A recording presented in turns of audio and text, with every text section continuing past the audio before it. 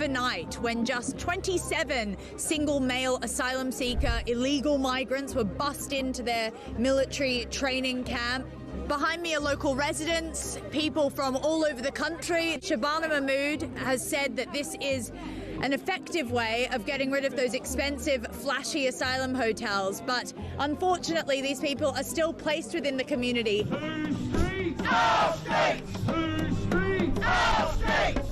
Whole town is very afraid because these are unvetted men from countries that are, the government warn us not to go to.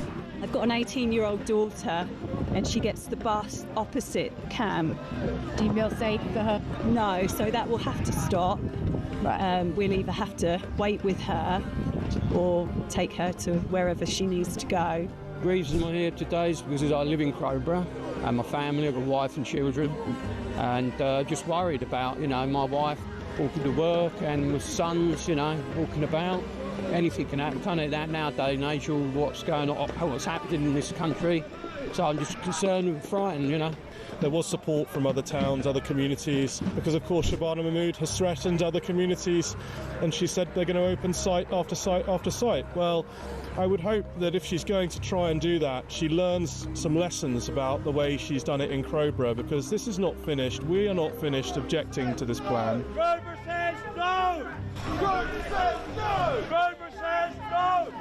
We would urge her to reconsider, and whatever she does, she needs to talk to the people that she's imposing these things on. If you had a direct line to Keir Starmer and Shabana Mahmood, what would you say to them? Look after your most vulnerable first. It's your priority to look after your vulnerable.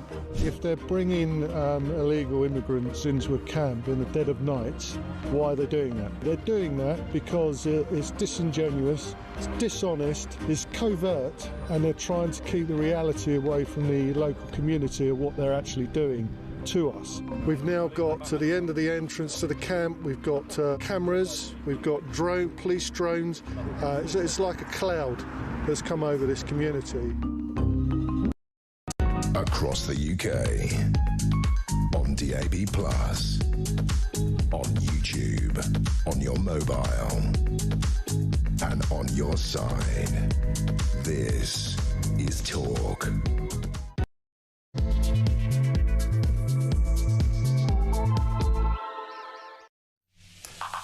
Well, a very good morning. This is Talk. I'm Peter Cardwell, and between now and 12:30 there is loads to talk about. The Epstein files, the story that keeps moving almost every minute. It seems Peter Mandelson, his homes were searched by police last night. I spoke to a Labour MP yesterday, Carl Turner, who says that Morgan McSweeney has to go, the Chief of Staff at Downing Street. We'll find out what Alex Ballinger, another Labour MP, thinks in a minute. Does he agree with all of that? Also this morning, Gordon Brown, the former Prime Minister, calling for an anti-corruption commission here in the UK. So we're asking the question this morning, how do we root out corruption in our politics? What do you think about that? 0344 499 1000. The Matthews are on the debate desk. Goodwin Freeman and Hulbert will be with us about Mandelson's home, about the Rayner coup triggering an election according to Starmer allies if that happened. The licence fee, will it accelerate the BBC's decline? That's what some are arguing. And shoplifters swapping premium eggs into cheaper boxes. Have you ever done that? I certainly hope not. And the NHS hiring foreign GPs to work from the beach. Yes, really. They're in Australia, they're in Madeira, they're in warmer climes, and they can do telephone consultations and Zooms with you, apparently. That's how desperate things are in the NHS. We'll talk about that with Roy Lilly a little bit later on. We'll also talk about this extraordinary story about Alton Towers, the theme park. People who have ADHD have been jumped up the queue. Now they're going to be put to the back of the line. What do you think about that? Loads to discuss this morning. 0344 499 1000 is the number to call. You can text me 87222 with the word talk in your text. You can tweet me at talkTV. Follow me at Peter Cardwell. Send me a voice note. We love those, especially on a Saturday and a Sunday. You can send me those through. Less than a minute, please. Tech Up Dave will go through them. We'll play out as many as we can. Whatever's on the tip of your tongue, whatever's on your mind at the time, let me know. 0344 499 1000 for voice notes and for calls. As I say, you can text me 87222, tweet me at talkTV, follow me at Peter Cardwell. You can can also send me a WhatsApp text message or give me a ring, all on the main number 0344 499 1000. So much to discuss between now and 12:30. Be part of the conversation here on Talk.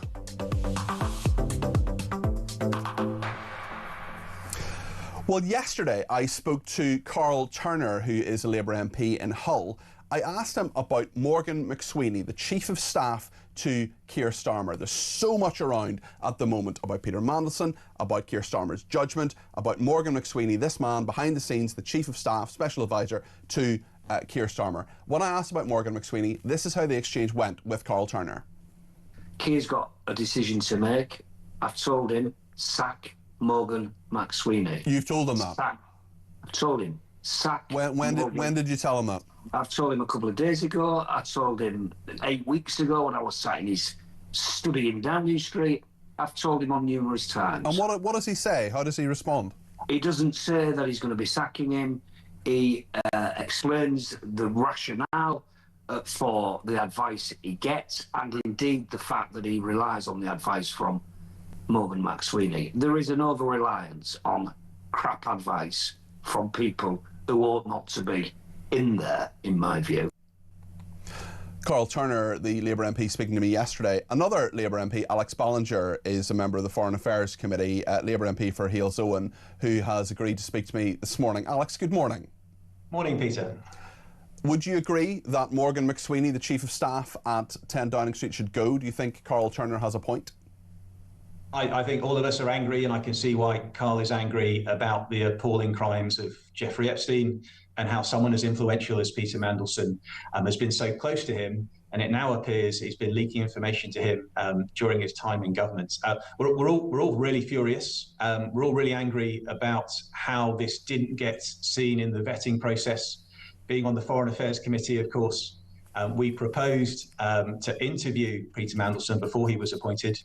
It was our recommendation, similar to how it works in America, that any senior political appointment should come in front of the committee and be interviewed on all of these kinds of issues. Well, if you'd been on that committee, if that had actually happened, first of all, I think that's a really good idea, and I think that should happen, maybe not for every ambassador. I think if you're maybe going to be the UK ambassador to the Federated States of Micronesia, you don't necessarily need the same level of vetting as ambassador to America. What would you have asked him, Alex?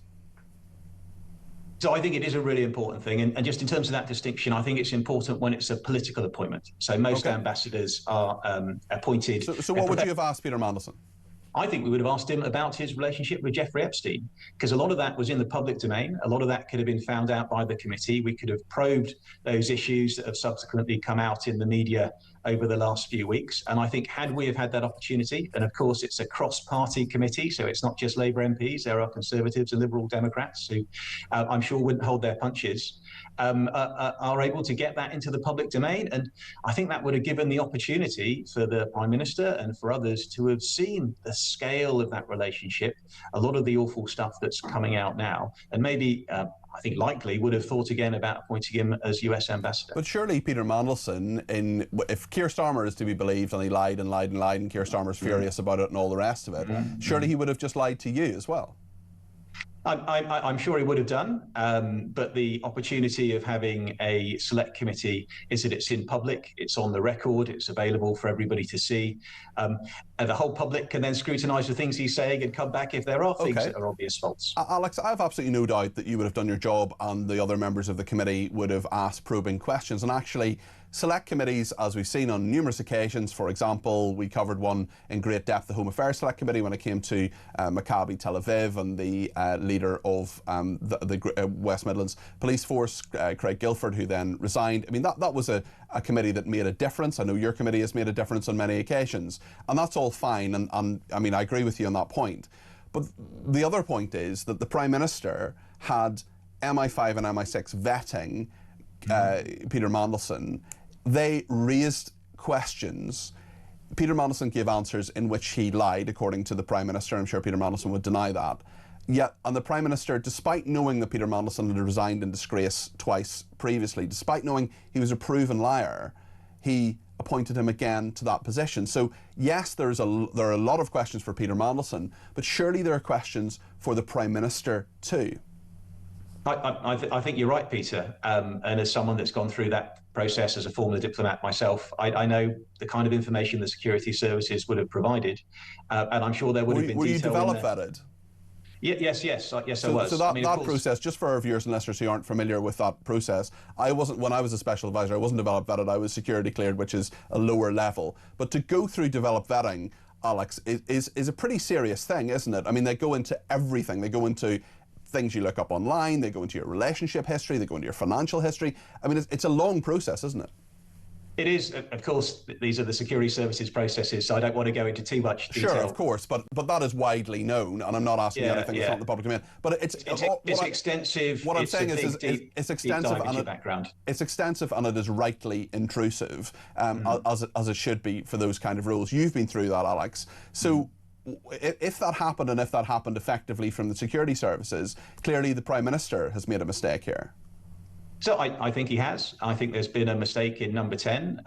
They would have been given information about those links that Peter Mandelson had with Epstein. Of course, maybe not the full extent of the links, and under those discussions that number 10 would have had with Mandelson, of course, he's sought to play them down. I can imagine inside, I don't agree with this, by the way, but I can imagine the discussion was Peter Mandelson, with his experience, with his background as a trade commissioner, with these connections with unsavory characters, maybe with an unconventional president as we have in the United States, like Trump, he's the right person to have. But on reflection, I think most reasonable people would say, no, that kind of relationship with a convicted sex offender is not appropriate. And there's clearly been a large mistake that's been made here. Given what the Prime Minister admitted this week at Prime Minister's Questions, saying that he knew that Peter Mandelson still had an association with Jeffrey Epstein after he had been convicted, Jeffrey Epstein had been convicted of paedophilia, surely that must raise so many questions about the Prime Minister's judgment. Can he continue? Because the vultures are circling here. Angela Rayner, maybe not herself, but her friends are talking about this. There are other leadership contenders talking about this. What is the mood in the Labour Party at the moment? And can the Prime Minister survive? So I think the important thing here is we make sure that this type of incident doesn't happen again. And now the Prime Minister has apologised. He's being fully transparent with the process, and we'll see much of that over the coming weeks come out, and we can scrutinise for ourselves, and I'm sure the media will be digging over how that decision was made when those documents are released. I thought it was very helpful, Gordon Brown earlier this morning, when he came out with some proposals on how that could be done in the future. There's an anti-corruption commission, particularly the stuff that Peter Mandelson was involved in around leaking government I mean, it's fine, Alex. All of that is fine as far as it goes, and I, you know, we can all say, yeah, great to set up an anti-corruption commission. And actually, the question we're asking our viewers and listeners today is how we root out corruption in our politics. But the fact is, we have a Prime Minister who made a serious error of judgment. It's not the first error of judgment. He made an error of judgment when it came to the winter fuel allowance, in which he U-turned. He made an error of judgment on many issues, certainly when it came to welfare reforms, which he couldn't get through the backbenchers. I mean, certainly in the future, lessons must be learned and all the rest of it. But in the present, we have a Prime Minister that 50% of the public say should resign. Do you agree with them? No, I don't agree with that. And whilst I admit that the Prime Minister has made a mistake here, and that number 10 obviously has got this one wrong, there are lots of things that the Prime Minister has been doing that have worked very well. What are they? Of course, what are they? If we look at foreign affairs, Peter, this is one thing that hasn't worked well, but there are many other things, the 4 trade deals that we've secured with the US, the EU, with India and South Korea, that are good for the British economy. There is leading the coalition of the willing, trying to organise European countries to the threat in Ukraine. Nothing's really happened with that coalition of the willing, has it? I mean, Keir Starmer likes spending time abroad. He voluntarily does so quite a lot. There's some things he can't avoid, like the G7 and others. But are we in a situation where this is a Prime Minister who hasn't actually achieved a huge amount, especially domestically, when it comes to the cost of living, when it comes to actually changing people's lives for the better? He hasn't got the growth that he wanted to get. I'm just wondering what, from you know, sitting there as a backbencher, as an important member of the Foreign Affairs Select Committee, on the doorsteps when you're chatting to people in Hales Owen, how are you selling Keir Starmer? How are you saying, yeah, this is the guy who's going to get us out of the mess? So I'm frustrated, like many of my colleagues, like some of the colleagues you've been speaking to, that scandals like this are overshadowing lots of the good thing that Labour government is delivering. So just in the last couple of weeks, we've had 86,000 fewer people on NHS waiting lists. We've had our national cancer plan announced, with 3/4 of people going through the NHS seeking to be cured of their cancer, which I think is a fantastic result. And just the other day, on migration, we've seen 60,000 foreign national offenders and illegal immigrants being deported, which is a record number and much more than the Conservatives achieved. So there is lots of good things happening. I think we have a good record to sell. It's just a shame that these scandals, rightly so, are overshadowing that, and we need to get on with delivering the stuff that the British public wants us to do.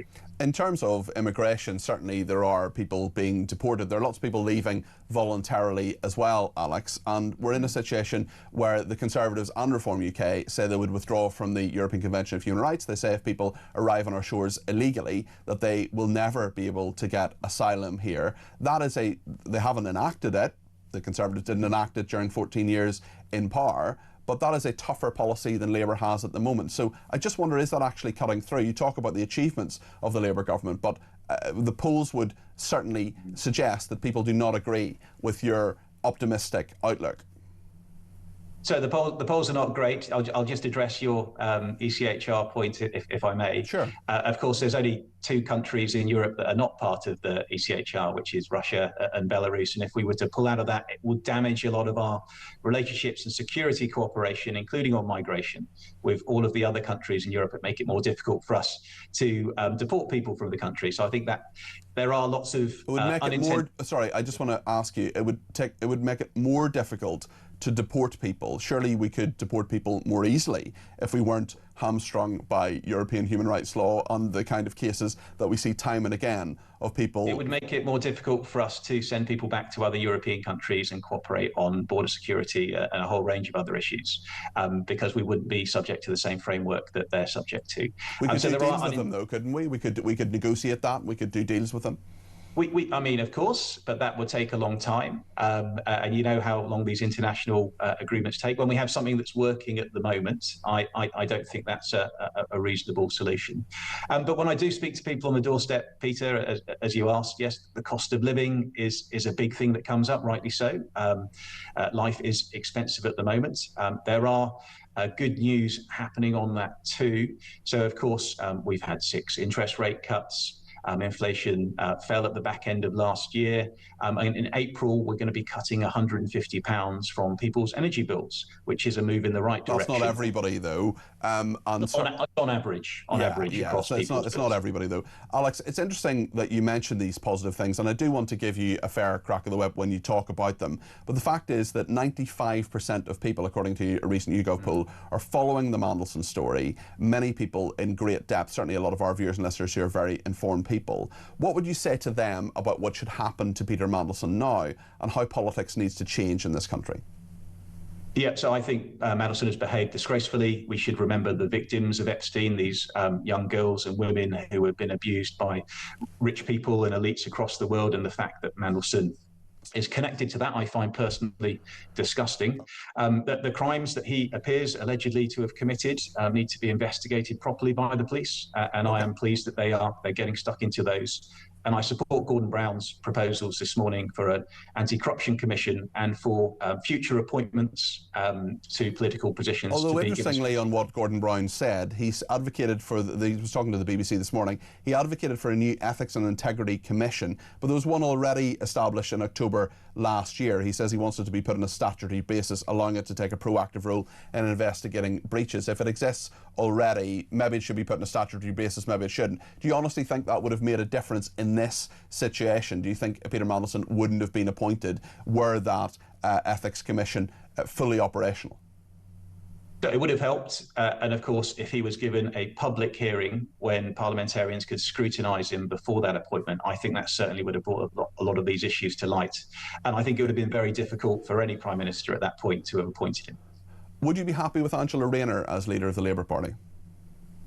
So Angela did a very good job as Housing Secretary and Deputy Prime Minister. She's an important member of the Labour Party. Stamp duty. And of course, she stepped down after making a big mistake with her housing arrangements. I don't think there is a leadership contest at the moment, so this is there isn't, but that wasn't the question. The question was, hypothetically, would you be happy with Angela Rayner as leader of the Labour Party? So I'm not going to answer that hypothetical question at the moment, Why not? Peter, because there is not a leadership election. I think the Prime Minister has my full support. Okay, Alex, very interesting to talk to you, and fair dues for you for coming on this morning. We'd arranged this interview a few weeks ago, and many other people would have pulled out of it, so I appreciate you coming on. Alex Ballinger there, member of the Foreign Affairs Select Committee, Labour MP for Hales Owen, so I appreciate him coming on this morning. David says it's rather amusing Gordon Brown is calling for an anti-corruption czar. This is a man who sold off our gold reserves at a knockdown price after taking advice from Goldman Sachs in 2008. He was blind to the financial crisis caused by the Royal Bank of Scotland because he was more interested in how much the government was getting in tax rather than ensuring proper oversight of the bank's activities. Who's to say that the anti-corruption czar won't be themselves corrupt, says David. Stephen in Bristol says, if Starmer has anything about him, he would call a general election before Rayner gets her Doc Martens over the threshold of number 10. I love some of these messages, Stephen. That was brilliant. Another person says, you haven't a clue. These people, MPs, all of them are scared to take a hard stance. That's where Trump stands out and is a clear winner. I mean, in fairness, Alex Ballinger, A, he came on, and B, said the Prime Minister has his full support. I mean, that's not something that a lot of people would be saying. Morning, Peter. Why should we have a Prime Minister we have not voted in? There should be a general election, and this Labour government have been given their marching orders. Whoever replaces Starmer will just carry on wrecking this country, says Margaret in Birmingham. And Margaret says, Angela Rayner said, I don't want to be Prime Minister. Yeah, right, pull the other one. They all want to be Prime Minister. Every MP thinks, you know, if you're the Green Party's one MP, or, you know, one of their four MPs, you're sitting there in the back bench and saying, yeah, but hold on, you know, if this poll's to be believed and this happens and this person stands down and then maybe there's a coalition, maybe I could be Prime Minister someday. They're all thinking that. Voice notes have come in thick and fast, and thank you for them. Let's hear one from Carl on the MPs. Hi Peter, Carl and Berry. All these MPs, these Labour MPs coming out now, all condemning Mandelson. Let's get one thing right. They all supported him. They all said he was great. A fantastic appointment. And now they're all trying to cover their backs by coming out, trying to say, oh, it's all him, it's all him, it's all. They've all been betrayed. Now, hang on a minute. Keir Starmer employed him. They all backed it up. This government is corrupt from top to bottom, and the sooner they're gone, the better. Cheers, Peter. Thank you, Carl. Lots of common sense in that message. Sally's also been in touch about Alton Towers. This is the story that they're going to crack down on people with ADHD jumping the queue. This is what Sally has to say. Morning, Peter. If your child has got ADHD, why would you take them to a theme park and get them overstimulated? That doesn't make any sense. As far as Angela Rayner's concerned, that would be an absolute disaster for this country. Just imagine her on the world stage. No one would be able to understand her. How would these translation headsets work? That would be great for us. What an embarrassment. And Ed Miliband, blimey. Sally. Ed Miliband, blimey. I mean, that just says it all, really, Sally. Lots in that. Thank you very much. Simon in West Lancashire says, strange that Blairite Labour grandees may have been pushing for Starmer to appoint Mandelson, and now Labour heavyweights and Gordon Brown, no less, are all of a sudden falling over themselves to provide evidence that may help bury Mandy. Why now, if these things were known? Sounds like damage control and shifting focus of the Blair-Brown administrations. Thanks, Peter, says Simon. Simon, I think we've got to be slightly fair to Gordon Brown. I thought he was a dreadful Prime Minister, and but he is a man of integrity, and he's not. He has never been corrupt in a way that Peter Mandelson, I believe, is, and Tony Blair as well. I think, well, he lied to us clearly. I mean, Gordon Brown, maybe he's not a man of integrity, maybe that's wrong, but he certainly has some integrity. He has a lot more integrity than a lot of politicians, and he was the one in September who was saying to the Cabinet Secretary, the top civil servant in this country, we need to look into Mandelson. This is an issue. And yet, look, Mandelson and Brown hated each other with the heat of 1,000 suns, despite the fact that Mandelson was effectively the Deputy Prime Minister to Gordon Brown. But he brought him in because he needed him. The point was, for Brown, he said, there's something here, we need to look into this, something must be done. The Cabinet Secretary said, oh, we don't have his emails. Well, suddenly, they seem to be finding quite a lot of information they actually had on Peter Mandelson. Now, it's a big scandal, which in itself, I think, is worthy of comment and worthy of perhaps a raised eyebrow at the very least. Lots to discuss with the Matthews. Goodwin Freeman and Hulbert will be with me after the break on the debate desk. Get your voice on the air too. We'll take some calls, maybe even with them actually. 0344 499 1000. Stay with us.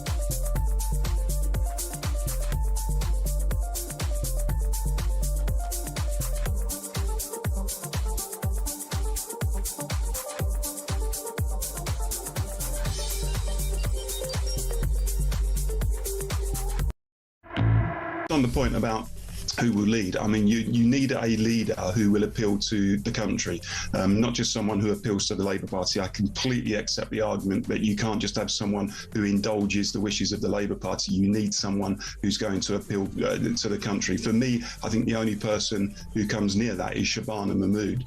And if it ever came to a leadership election, I would like to see her stand. Well, she'd be the best of a bad lot in my view. I think she's unfortunately too right-wing for that electorate, Paul Embry. Across the UK, on DAB+, on YouTube, on your mobile, and on your side. This is Talk. Well, thank you to everybody who has been in touch, including Matthew from Cheltenham. We definitely need another Matthew involved in this programme this morning because we've only got two so far in the studio. Matthew says, morning, Peter. Alex Ballinger, the Labour MP you just spoke to, came across as a reasonable kind of guy, but he spouted the same old lies. The reason why the hospital waiting list went down by 85,000 is because people died while on the waiting list, were removed from them. Stephen Ipswich says, did Alex Ballinger just say that we can't leave the ECHR because it would make it more difficult to deport illegal migrants to European countries? Last time I looked, the dinghies weren't full of people from Holland, Belgium or Austria. Also, Russia and Belarus may not be in the ECHR, but but most of the rest of the English-speaking world isn't either, says Stephen Ipswich. That's a very good point. I mean, there is a lot of nonsense spoken about the ECHR. Patrick in Nottingham says, good morning, Peter. If our Ange moves into number 10, could we guarantee that she shouldn't sublet part of it or sell it? Simon says the only way you stop corruption in politics in a big way in any country is stop career politics and politicians. At every general election, all the MPs in the Commons change if they have done 10 years, no exceptions. That's what should happen. A general election would be brought forward every 4 years, and that rule changed to 8 years maximum in Parliament for anybody, says Simon. Well, how are you going to recruit people, Simon, to Parliament? How are you going to say, well, you know, you're going to build a career here? How are you going to have expertise? And there's a lot of short-termism as well. There's a lot of people who say that there is no real long-term thinking. You know, sometimes I interview politicians who've been there for like 25 years. They have a very clear view of sort of the arc of history and how things have worked. So, Simon, I'm not sure I agree with you, but it's a very, very interesting thought. Let's go to the Matthews, Goodwin, Freeman and Hulbert, who are here on the debate desk. Great to see you, lads. How are you doing? Good. How are you, Peter? Good. Very well, very well. Probably doing a bit better than Peter Mandelson. I mean, the Sun from Peter... I'm sorry, this is just Sun classic. Swoop and X-Team Pro, Pierce 2 home, searched by cops. Police rummage through Mandy's drawers. I mean, that's the reason some people go into journalism. Brilliant. The Times, Rayner, I warned Starmer not to appoint Mandelson. Interesting, that's all coming out now. Didn't say that at the time, Angela, did you? What do you make of all this, Matthew Hulbert? Well, I mean, everything... Hulbert or Goodwin Freeman? Goodwin Freeman, sorry. Goodness gracious, it's already mixed you up already. This is the problem. Insulted you already. Unbelievable. Matthew Goodwin Freeman. I mean, Peter Mandelson. This is disgraceful. This is... I was there on Wednesday in Parliament. The moment that Keir Starmer said he knew, there was an audible gasp. Yeah. This is worse than Partygate. I remember when Partygate was happening. This is worse. Oh, so much worse than Partygate. The Prime Minister appointed someone who was a friend of a paedophile who trafficked kids for prostitution to be the US ambassador to the United Kingdom, yet promised the country that we would have a clean-up in politics, that this would be change, this wouldn't be like those dreadful Tories that were running for 14 years of chaos, all these sorts of things. I'm sorry, but the guy has to own this. Peter Mandelson, I hope that's the end of him. There is no resurrection of his career, but this buck stops with Keir Starmer. He has to take accountability for this. He promised he'd clean politics up. He needs to resign. There is absolutely no doubt that there were a number of corruption scandals in regard to the Conservatives. No doubt about that. Partygate, some people say, oh, Boris went over a piece of cake. He didn't. He went because he broke the rules and he was rightly fined, and there was an inquiry into things that shouldn't have happened, and he told us to do things he wasn't doing himself and the people around him weren't doing. Pincher and all the other things. All of that stuff. Not denying any of that. But what we got out of a lot of that was a lot of the high moral tone of particularly people like Angela Rayner, actually, and Keir Starmer as well, saying, I'm Mr. Rules, I'm Mr. Process, I'm Mr. Detail. Where were the rules? Where was the process? Where was the detail when it came to the appointment of Peter Mandelson? Matthew Hulbert, your take on this? Well, I mean, you know, I agree with the other Matthew that I was watching. Have the same name? I was watching, but I only have one team. I was watching Prime Minister's questions on Wednesday, And I didn't take a breath when Keir Starmer said yes to that question from Kemi Badenoch. And even though in that sense he was telling the truth, the fact that he said it so openly was shocking, and the fact that he didn't seem to realise the ramifications of what he'd just admitted was shocking. I mean, I think we'll look back that was the real beginning of the end of his time as Prime Minister. I think that's a very good point, actually. Gordon Brown has said today, apparently, that Starmer should stay to clear up the system and tackle corruption. I'm afraid, Mr. Brown, who, by the way, I interviewed back in my local radio days. Yeah, all right. Yeah, I'm not, and he was very grumpy then. I'm not sure that'll wash with voters. No. We're gonna hear a clip of Gordon Brown shortly, but just to go through what he has said to the Today programme, he said there's a systematic failure to do proper vetting. He called for a US-style confirmation hearings from senior government appointments. That's actually what Alex Ballinger was talking about as well, the Foreign Affairs Select Committee MP we spoke to a second ago. Brown also advocated for a new Ethics and Integrity Commission. It was established last year, but he says it should be placed on a statutory basis, allowing it to take a proactive role in investigating breaches. He said despite the crisis, he still views Prime Minister Keir Starmer as a man of integrity. The man of integrity bit, I think neither of you will necessarily agree with that. Would an ethics commission or hearings from the Foreign Affairs Select Committee, for example, would that have made a difference, Matthew Holbert? I don't know, but I do think that our select committee should be strengthened. I should think they should can be very strong, though. Look at the Home Affairs Select Committee recently with West Midlands Police. They absolutely can be, and they can make the weather in politics. But I think they should be much more akin to what we see in the United States with their committees. Look. Enough questions weren't asked. I mean, according to the New Statesman this week, 3 questions were asked, according to Peter Mandelson speaking to the New Statesman. Apparently 3 questions were asked, and Peter Mandelson... By the way, what is this Mandelson thing? Which they're trying to make it claim as if they didn't know... Oh, this Mandelson. As if they didn't know him. Look. Well, the best thing is that Keir Starmer made a joke about Peter Mandelson when he was in America, in Washington, and he said, he's alluding to Trump, and I'm paraphrasing, but he said along the lines of, oh yes, he's controversial, not everybody likes him, but to us he's just Peter. To us he's just Peter. Now he's Mandelson. Let's distance ourselves as much as we can. Yeah, total persona non grata. From the person who was hand in glove with Number 10, who was often on the phone to Keir Starmer, often on the phone. Morgan McSweeney would not be Chief of Staff were it not for Peter Mandelson. The two, he just wouldn't have been appointed to that role. But apparently, according to Peter Mandelson speaking to the New Statesman, Peter Mandelson was asked 3 questions, and he said that he answered all of those honestly.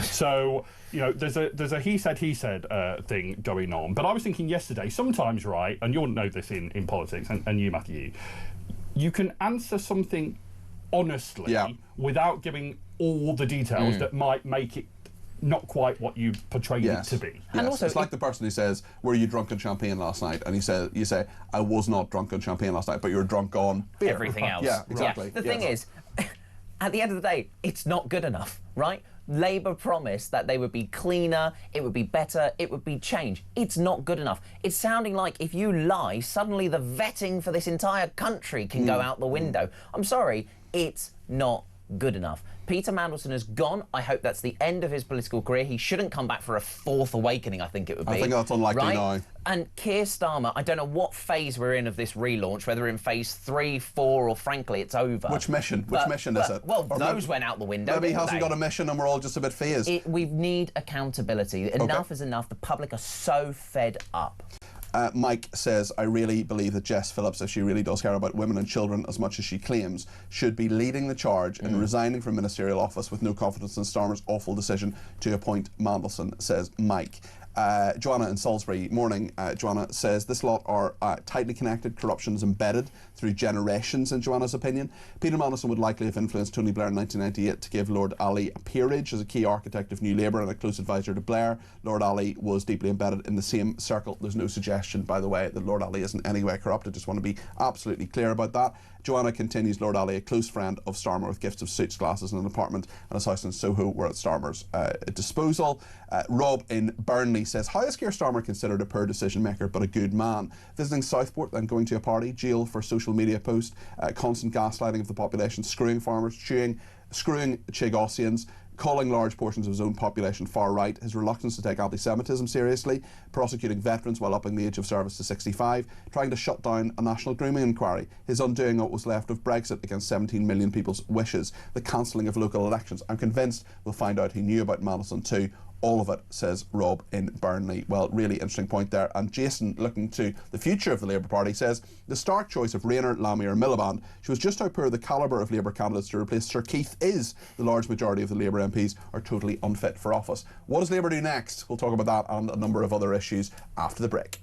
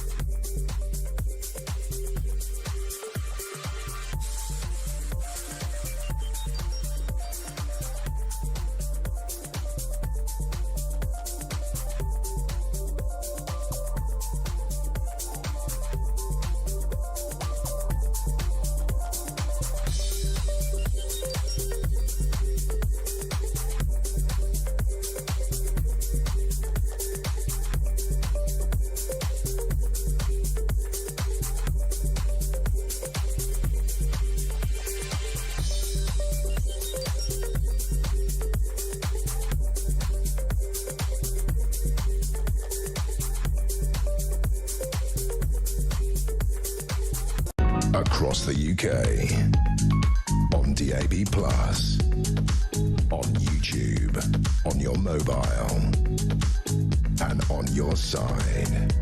This is Talk. Lots to discuss on the future of the Labour Party and what Angela Rayner is doing. Certainly the wagons are circling and the vultures are circling. Matthew Hulbert, what do you make of what Angela Rayner is saying, what West Reading is saying, or indeed not saying, and other people as well, like Ed Miliband biding his time? What's your view on all of this? Well, this is so. We were both just saying, weren't we, that this is so juicy. Yep. The political parts of this. I should just point out, our first thought should be with the victims of Jeffrey Epstein. Yeah. And this is, in that sense, it's a very serious story. And you're absolutely right, because a lot of this has been lost. You know, a lot of people say, oh, you know, will Peter Mandelson, you know, he's been taken away as a Privy Councillor. I don't think most people care about that. Right. Actually, yes, it's a political scandal, but yes, there is, as you absolutely say, a paedophile and the victims of that paedophile at the centre of all of this. And it's shocking. But look, you know, I'm afraid everything is politics, and you know, this affects the current governing party, the Labour Party. I think Wes Streeting has been weakened this week, not because anything he's done per se, and there shouldn't be guilt by association, but I think that, again, he tried to do the whole Mandelson thing as if he'd never met the man this week, when we all know that he's a protege of Blair and of Mandelson. So I think his stock has gone down this week. I think Rayner has been strengthened this week. She did the intervention, was it later on Wednesday, wasn't it, after PMQs, about the whole parliamentary thing that was going on, the humble address from the Tories about releasing all of the documentation. I think her stock has gone up this week, and you know, I'm sure lots of people in this building dread the idea of Angela Rayner as Prime Minister. I've got a soft spot for Ange, actually. I think, I don't know if she'd make a good Prime Minister, but I like her as a person. I think she has a much better story than Keir Starmer does, and is a much more authentic. I mean, there are a lot of people I like as people and think are, you know, authentic, great people who I don't think would be good Prime Ministers. Can I mention one other name? Yeah. And I don't know if you're aware of this guy, Peter, or have had any interaction with him, but the name that keeps coming up is Al Cairns. Oh, I've interviewed him a number of times. The Armed Forces Minister. Yeah, he has the military cross. He's a war hero. Bit of a Paddy Ashdown?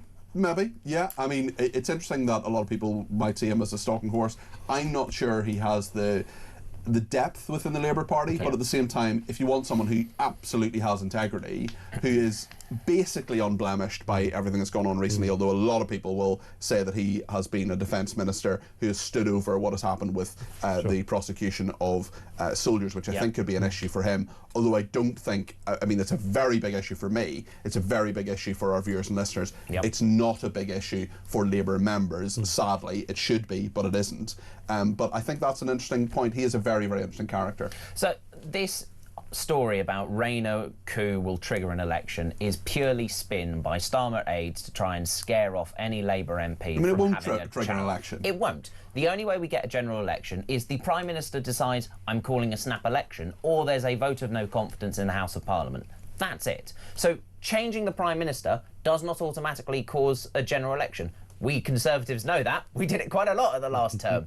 But what this is it would give them a direction. It would give them a fresh start, a new leader, a sense of direction and ability of actually what are we going to get on and do. Going back to the grassroots, going back to the left of the Labour Party, going back to having some vision. And I say to all of those hundreds of Labour MPs who were elected by less than 1,000 votes, which is what has made this massive majority for Labour, where is your guts? Where are you? Because the country is fed up. The public are fed up, and many of your constituents are fed up. But they won't stand up and say, I want Keir Starmer to go. If Labour MPs... In fairness, Carl Turner said that. I think there have been 3 Labour MPs since this came out on Wednesday who have said, I now don't have confidence in the Prime Minister. We need Labour MPs to stand up and say, enough is enough. Well, one who did stand up and say enough is enough, not saying that Keir Starmer should go, but that Morgan McSweeney should go, was Carl Turner, who I spoke to yesterday. Let's just play this clip and see what he said. This is Carl Turner, who's a Hull MP, Labour MP. Given the public disgust and the sickening behaviour of Peter Mandelson and the importance of...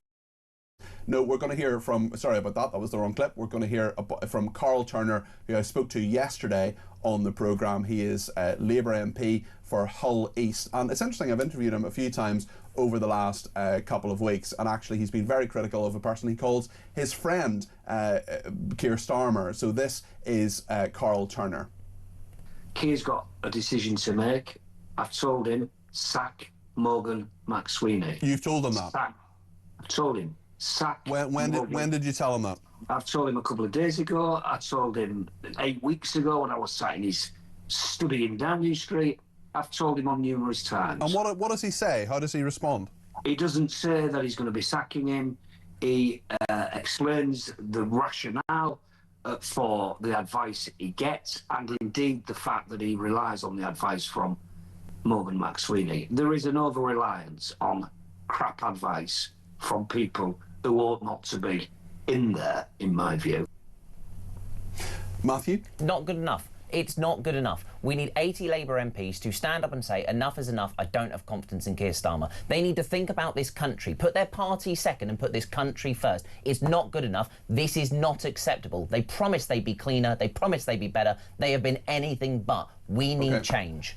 Margaret Thatcher said, advisors advise, ministers decide. The buck stops with the minister, not with the advisor. Correct. And Starmer can't sack McSweeney because he'd be sacking himself. They're totally intertwined. Yeah. Thank you to everybody who's been in touch, including Brad, who said in Cambridge, who says, I want Starmer to stay, Peter. Starmer's our best asset in getting Labour out of power. Starmer's equally hated by the left and the right in this country. The last thing we need now is one of those clowns behind him reuniting the party and giving them a by-election bounce. A brilliant show, says Brad in Cambridge. There is, of course, a by-election in Gorton and Denton. If either of you mention any of the candidates, you will be taken will be taken to the place from whence you came, and your head will be removed from your body, because I have to read them all out. Is Andy Burnham? Oh, no, he's not. No, he's not Andy Burnham. He got blocked, so I forgot. Baz in West Brom said, watch your interview with Alex Ballinger. It's funny how MPs like Angela Rayner make a mistake over not paying tax, but ordinary members of the public commit a crime. Amanda says, the whole Mandelson affair, of course, stinks to high heaven, but wouldn't it be a delicious silver lining if information was found on Tony Blair and humiliation? Well, nothing's been found on Tony Blair. He's not in the Epstein files. Lots more to discuss on this and on shoplifters swapping premium eggs into cheaper boxes, the licence fee rise, and people with ADHD going to Alton Towers and now being put to the back of the queue. Lots to come from the Matthews on the debate desk in a moment here on Talk.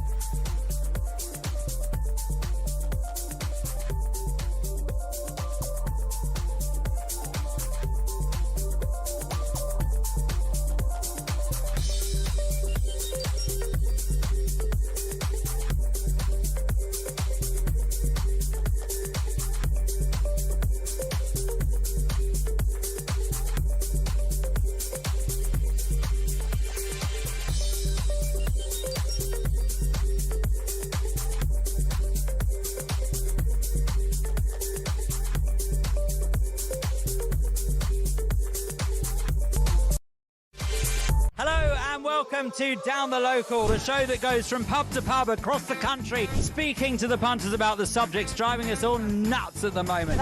Rachel Reeves, Rachel Beeves, Rachel McCounts. I don't really know Meghan Markle. I know Meghan Markle's from Suits. That's about it. I don't know about anyone else, and I don't know where this is going. I have 0% beers, and I feel. Raising the flag, I think, is symptomatic of this desperation. Is public transport good value for money? No, it isn't. You really don't like speaking to people.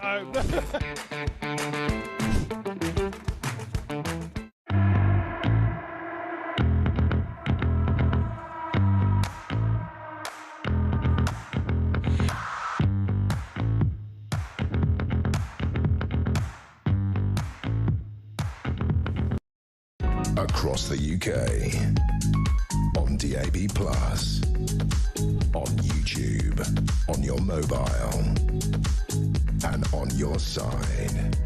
This is Talk. Well, a breaking line in regard to the Lord Mandelson investigation. The investigation is going to be complex and require a significant amount of further evidence gathering and analysis, according to the Metropolitan Police Deputy Assistant Commissioner Hayley Stewart. This is after searches of Mandelson's homes in London and Wiltshire concluded. He has two homes, of course. So the investigation complex, requiring a significant amount of further evidence and gathering and analysis. Matthew Goodwin Freeman, you're shaking your head. No, it's not. This is just code word for delay and kick the can down the road. It is not going to. Yes, because we can see it already. We've seen it already. Yeah, we can see it already, but the police need to get government information. Yes. Politically, I agree with you. From the police point of view, they need to gather the evidence, they need to get it right, they need the CPS to make a decision. Absolutely. I'm not saying it's going to take 6 months, but it's not going to happen overnight. No, the point is that it is going to, this is code word for kicking it down the road. That is all it is. It is not complex, it is not difficult. The information is already out there because it has been released to the public. It is clear as day follows night that Peter Mandelson leaked private government information to the public or other members of the public early and without authority. I'm sorry, but it's just an excuse. It's an excuse that it's complicated and it's going to take long. It's not. It's already out there. Matthew Holbert? And whilst this bit of it may not be illegal, one of the things that shocked me this week is the fact that Peter Mandelson and his husband and others appeared to use this dreadful man as a kind of a cash point. I need money. All right then. Like the thing I would just it's a world that most of us don't live in. Yeah. And Matthew Holbert, I want to ask you, actually, you're very open about your sexuality and you're being LGBT activist and so on. I wonder if you found it offensive, as I know many gay people did, when it came to Peter Mandelson saying, oh, I'm a gay man and I didn't really notice what was going on, I didn't really see, and it's not my kind of world. That, to me, I mean, if you see, it doesn't matter what your sexuality is, if you see young people going around in an older man's flat or house or whatever, you might say, hold on a second, who are those people and why are they here? The curiosity doesn't leave you simply because you're not sexually interested in 14-year-old girls. Right, and I mean, Peter Mandelson clearly felt that was his best line of defence. I think that if that is your best line of defence, you're not doing very well. And then actually, although again, not suggesting any kind of criminality in regards to this at all, but apparently there was an email where between Peter Mandelson and Epstein, where Peter Mandelson did talk about kind of well-hung young men and all of this. So there's clearly a lot of. It's horrid. Yeah, it's horrid. It's grubby. It's really grubby. It's corrupt. It's horrible. It's wrong. Whatever your opinion on it, I want to hear it. 0344 499 1000 is the number to call. We'll take some calls a bit later on in the programme. Loads of people getting in touch on text as well. Just for the next 10 minutes or so, I know this is the big dominant story. We're going to continue talking about it, of course. I want the Matthews view, Matthew's view, what's plural, plural of Matthews, on just a couple of other stories. The first one is the licence fee rise. Will it accelerate the BBC's decline, Matthew Goodwin Freeman? Well, I mean, I had a victory over the TV licensing the other day because the missus and I have just bought a house, but it currently has congratulations. It currently has no roof, no walls, and no internet and no heating. But we got these letters from TV licensing saying, "How dare you? You don't have a license or anything." I kept replying back, saying, "We don't even have a kettle. You're welcome to come round and check if we don't have a TV. We don't have anything." So hold on. And finally, we got the letter this week saying, "Okay, we won't be coming after you for another year at least to check if your circumstances change." Anyways, hold on. You bought a house house that doesn't have a roof. We're doing works to it. Yeah. We just buy a derelict. Yeah. But you will get a telly though, right? Yeah, well, one day eventually. But it doesn't Hopefully, I'll be on set telly. But it doesn't have a roof. There's works going on. No, tell me again. You can come round afterwards. It doesn't have a roof. It doesn't have a door. It doesn't have windows. Right? Okay. The point is. But you don't need any of that when you've got Matthew Goodwin Freeman. Thank you. And the point is that the TV licence fee rise is another kick to the teeth for BBC. It is going to accelerate their decline. I know many it's people lower who than are inflation. cancelling the increase is lower than inflation. So what? It's not value for money. They're cancelling people's licence fees. Many people are moving away from it. I think it's 500,000 people a year turn off from the BBC because it's just not there anymore. They should provide the news, not the opinion. Let us come up with the opinion. Matthew Holbert? So I gather I'm not being invited around for a cup of tea at the moment. Well, once we have a kettle, you're all welcome. I really look forward to it. Look, we've been violently agreeing so far today. This is where that 10:51. This is where ends because I'm a huge fan of the BBC. I think it's one of the great national institutions, and I gladly pay my licence fee. And I was watching the Winter Olympics coverage yesterday. My brother-in-law got to carry the Olympic torch as part of his work. So very cool. My sister and him and the family are currently out in Milan, is it? Yeah. So they're currently out there and they're watching some of the sports today. Lovely. So all very fancy. But I'm a huge fan of it. Is it perfect? Do I always like its political coverage? Would I like to see the Lib Dems represented more on panels? Yes, I would. Maybe if they came on when they were asked. Well, indeed. But that's another one. The point is, I mean, it's not just about Lib Dems on panels. There are many problems and scandals the BBC has had over Hugh Edwards, over its coverage of Gaza, you know, the Donald Trump's speech. The Donald Trump speech. But it just do some things very well. It does. But it was a national treasure. It's now not, in my opinion. I think it needs serious reform. It needs to have a hard look at itself, and it needs to go back to what it was. We will present the news. We'll let you come up with the opinion. In the age of I will say they don't invite me on often enough. All right. In the age of Netflix, in the age of streaming, in the age of people getting their information, a whole generation, your generation, Matthew Goodwin Freeman, who don't really sit down and watch a television and say, well, at 6 o'clock I will watch the news. That doesn't usually happen. People getting their information from YouTube, from lots of different outlets. Have to modernise. Surely the BBC needs to change, and actually a licence fee, an idea of a licence fee is actually out of date by itself, Matthew Holbert. I don't agree. I think the licence fee is for the long term, and I think the BBC should be given a proper funding settlement as well. I mean, to be honest with you, I'd pay the licence fee just for Gladiators. So you know, but maybe. Well, there are some things the BBC does very well. I like the Traitors, for example. The Apprentice is also known as the Tories. With Labour at the moment, who knows? Possibly Labour as well. Tell us about shoplifters swapping premium eggs into cheaper boxes, Matthew Goodwin. Firstly, I can't believe that Easter eggs are already in the shops because we've not even got past Pancake Day, 17th of February. Get it in your diaries. Look, I mean, I'm fed up of seeing videos of people shoplifting and just getting away with it. I saw a video this week of some kids, literally kids, teenagers, running riot in a shop, getting their phones out and filming, the shopkeepers and security standing there doing nothing, and they're left with the damages at the end of it. I would like to see the police prosecute, go after. If you get a couple of videos of the police arresting people in the middle of the shop and chucking them in the back of a police van, shoplifting may well go down. But yeah, so we're seeing shoplifters get very cunning, putting those premium eggs into the standard cheaper boxes, and obviously, you know, paying the cheaper price or walking out with them. But shoplifting is an absolute endemic in this country, and it needs to be prosecuted. Every crime should be prosecuted. So, whilst this clearly shouldn't be happening and it's wrong, I mean, let me get out the world's smallest violin for people not getting their luxury range eggs. I mean, give me a break. It's not. Are they being deprived of luxury range eggs? You know, are they being deprived of them? Well, they're taking them home, and this is the whole story, isn't it? They're taking them home and they're opening the box. Is the problem. It's the wrong eggs. Yeah, it's the wrong eggs. But I mean, give me a break. That's pretty exaggerated. Oh dear. Oh dear. That was excellent. Stop. Extravagant. Stop. You know I hate puns. Where are we going next? Right, we're going Alton Towers? away from that. We're going to Alton Towers. Name your greatest disappointment, Alton Towers. Right, tell me what's happening with this. So what Alton Towers are doing is there is a thing called, you can get obviously disability passes, which mean you can fast track effectively. You can skip the queue instead of waiting 25 minutes. You can go to the front. It's normally about 5 minutes.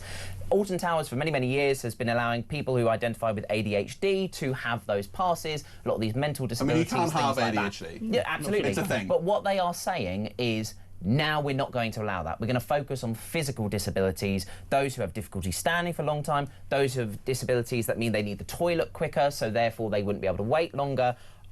In my opinion, I think that's the right decision. I think we should be focusing on physical and mobility disabilities rather than disabilities that people could maybe abuse.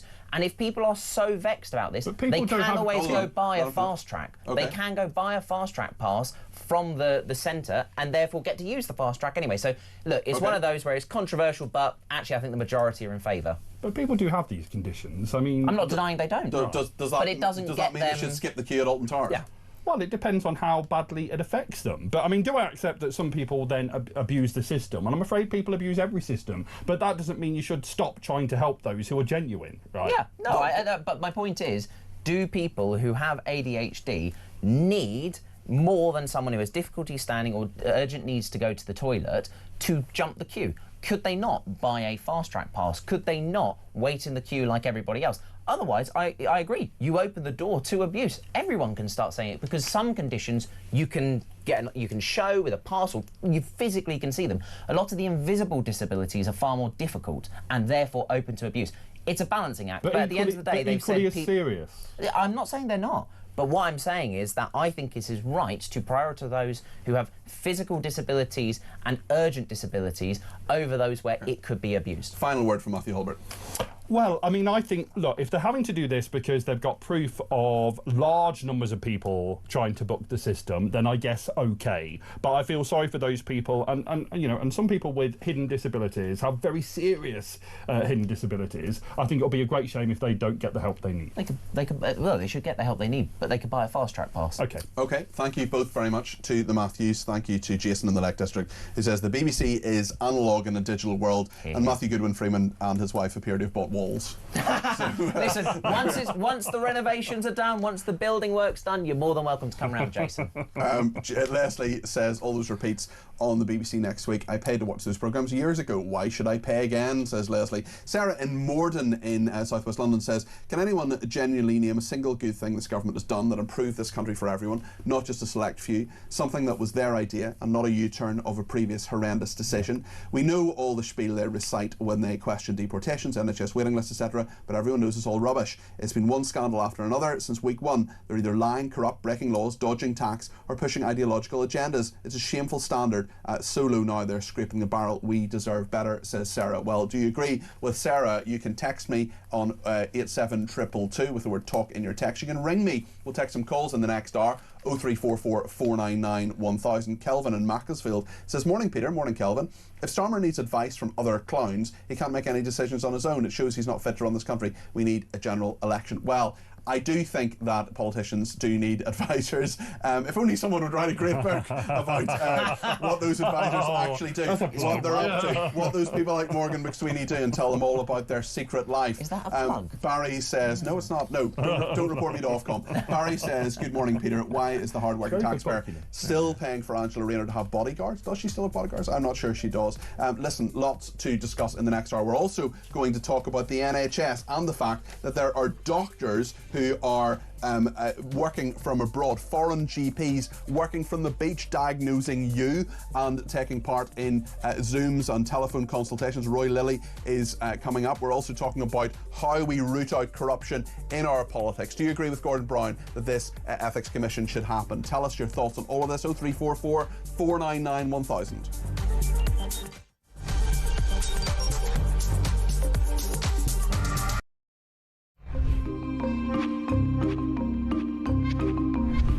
Hello from Crowborough, where the local residents are enraged with what has happened to their community merely overnight, when just 27 single male asylum seeker illegal migrants were bussed into their military training camp.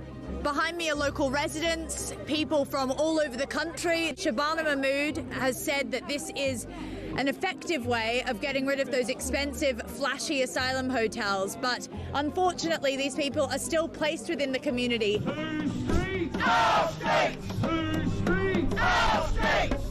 Whole town is very afraid because these are unvetted men from countries that are, you know, the government warned us not to go to.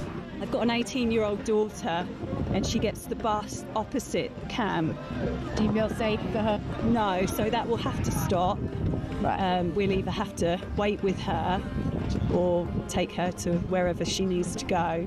The reason I'm here today is because I live in Crowborough and my family, I've got a wife and children, and just worried about, my wife walking to work and my sons, walking about. Anything can happen, can't it, that nowadays and age, what's going on, what's happening in this country. So I'm just concerned and frightened, There was support from other towns, other communities, because of course Shabana Mahmood has threatened other communities, and she said they're going to open site after site after site. Well, I would hope that if she's going to try and do that, she learns some lessons about the way she's done it in Crowborough, because this is not finished. We are not finished objecting to this plan. Crowborough says no! Crowborough says no! Crowborough says no! We would urge her to reconsider. And whatever she does, she needs to talk to the people that she's imposing these things on. You had a direct line to Keir Starmer and Shabana Mahmood. What would you say to them? Look after your most vulnerable first. It's your priority to look after your vulnerable.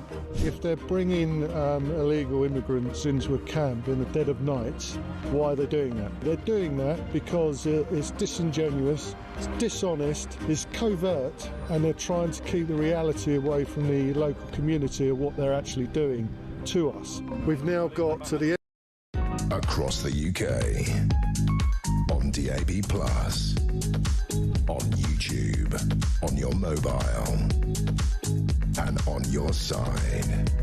This is Talk.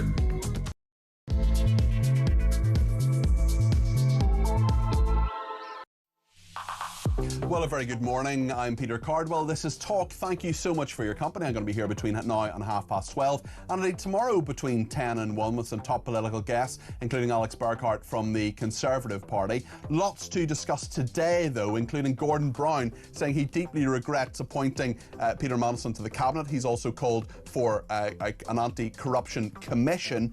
Interestingly as well, he has said that he still believes Keir Starmer is a man of integrity. Well, I've been speaking to two Labour MPs in the last 24 hours, Carl Turner and Alex Ballinger. Both say they still have support for Keir Starmer, but do they have support for Morgan McSweeney, his Chief of Staff? That's a question that I would ask as well.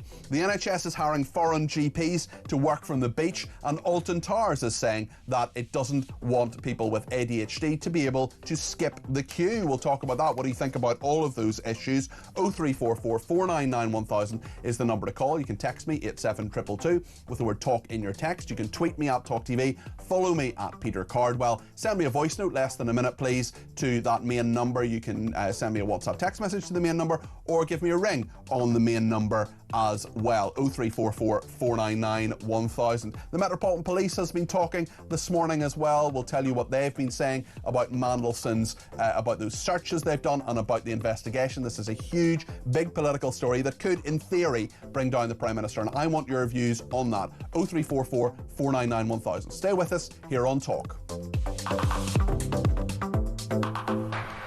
And thanks to everybody who's been in touch about that main story as well. Claire says, I want to remind you, your contributor regarding Angela Rayner, that it's not about a good backstory, it's about who is appropriate to govern and also sort this sorry mess of a country out. Labour have done too much damage, in my opinion.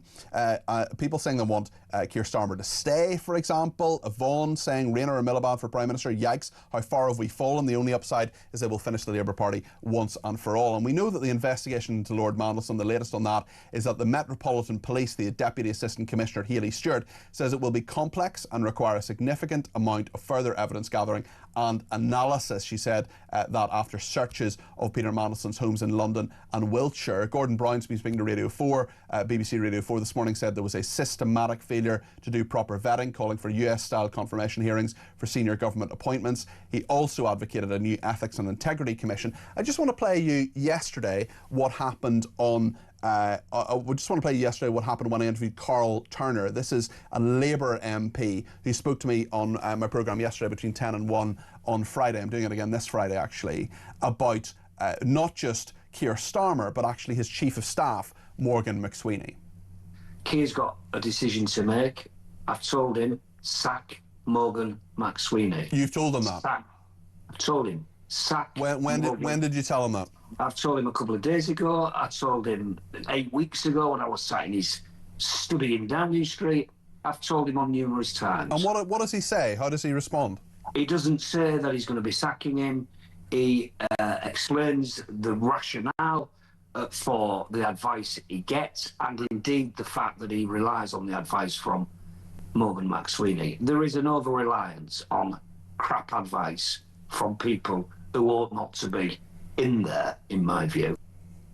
There is an over-reliance on crap advice from people who ought not to be in there. That's not my words. That's the words of a Labour MP and friend of Keir Starmer. That is where we are. We're going to return to that story. The phone calls are coming in. Please do pick up the phone. I'll get as many people on air as I can between now and 12:30. The number 0344 499 1000. Pick up the phone or send me a voice note. We'll get your voice on the air. I want to talk about another story now, and that is that the NHS is hiring foreign GPs to work from the beach.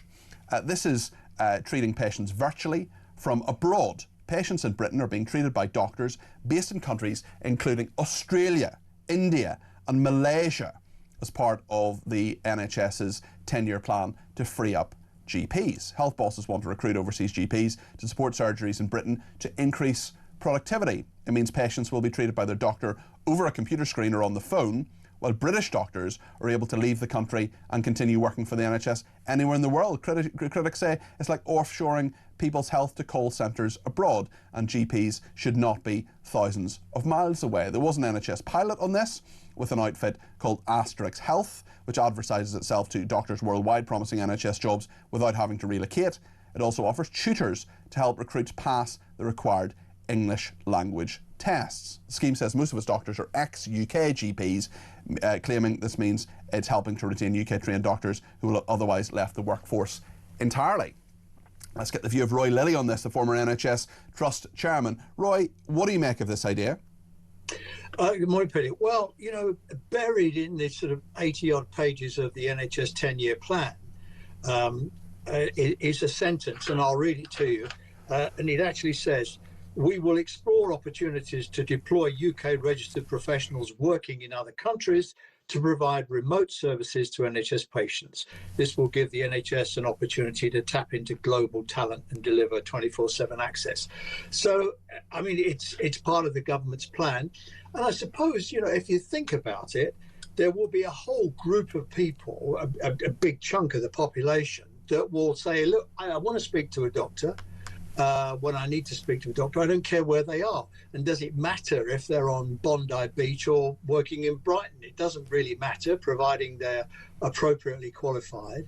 And I think we're just going to see more of this. You know, people of my sort of generation value the relationship, the personal relationship that you can have with But Roy, I'm not your generation, and I have an excellent GP. I have a really, really good MP. Not MP, I don't have a very good MP. I have a very, very good GP. I have a very good GP. I value that personal relationship. I value the fact that I think she cares about me, and I think she cares about, I expect hundreds if not thousands of other patients as well. She's relentless in asking me to do blood tests and health checks and making sure that I do the right thing and all the rest of it. And I worry that if this is offshored, that it's fine if the people are competent. I've spoken to other GPs online at various points previously or on phone calls, and sometimes that works for various appointments. But the point is, when it doesn't work, the point is when you have someone saying, well, actually, you're diagnosing something across a screen or across a phone call, when actually they don't know the full facts. And the people are paying for the NHS. We're paying more and more money to the NHS, over £200 billion a year, yet we're in a situation where you just can't get a GP. Yeah, I absolutely agree. Everything you've said is true, and I agree.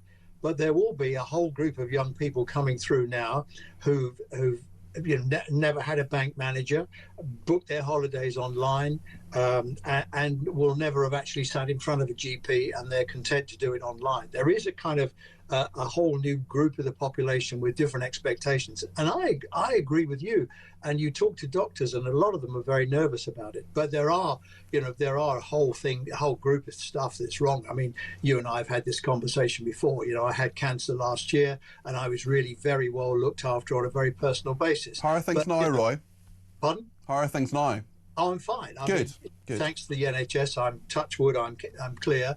And I was love bombed by the NHS, really. And I had a great experience, such as you can have a great experience. But, there are still things that, to be honest, I can deal with my GP on the phone.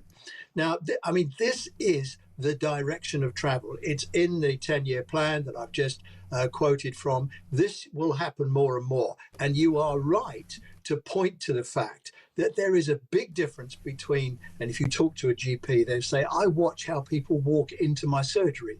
I watch how they close the door. I watch to see how easy they are to sit down and stand up. I look at their demeanor. I can see their skin color. I listen to how they phrase their sentences.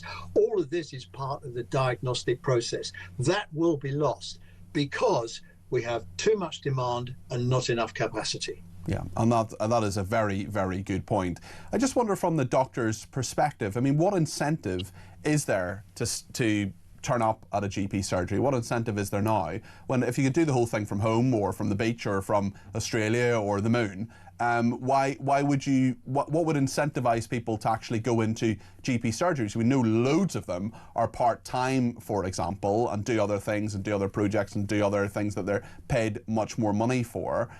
Where is the incentive to actually say, we're going to make you a traditional GP? I just wonder about the long-term aspects of all of this, Roy. I think that's very true. I mean, there was a time when you looked at the job of being a doctor as a job for life. But now, a whole different cadre of people are coming through the system, and they want a job and a life.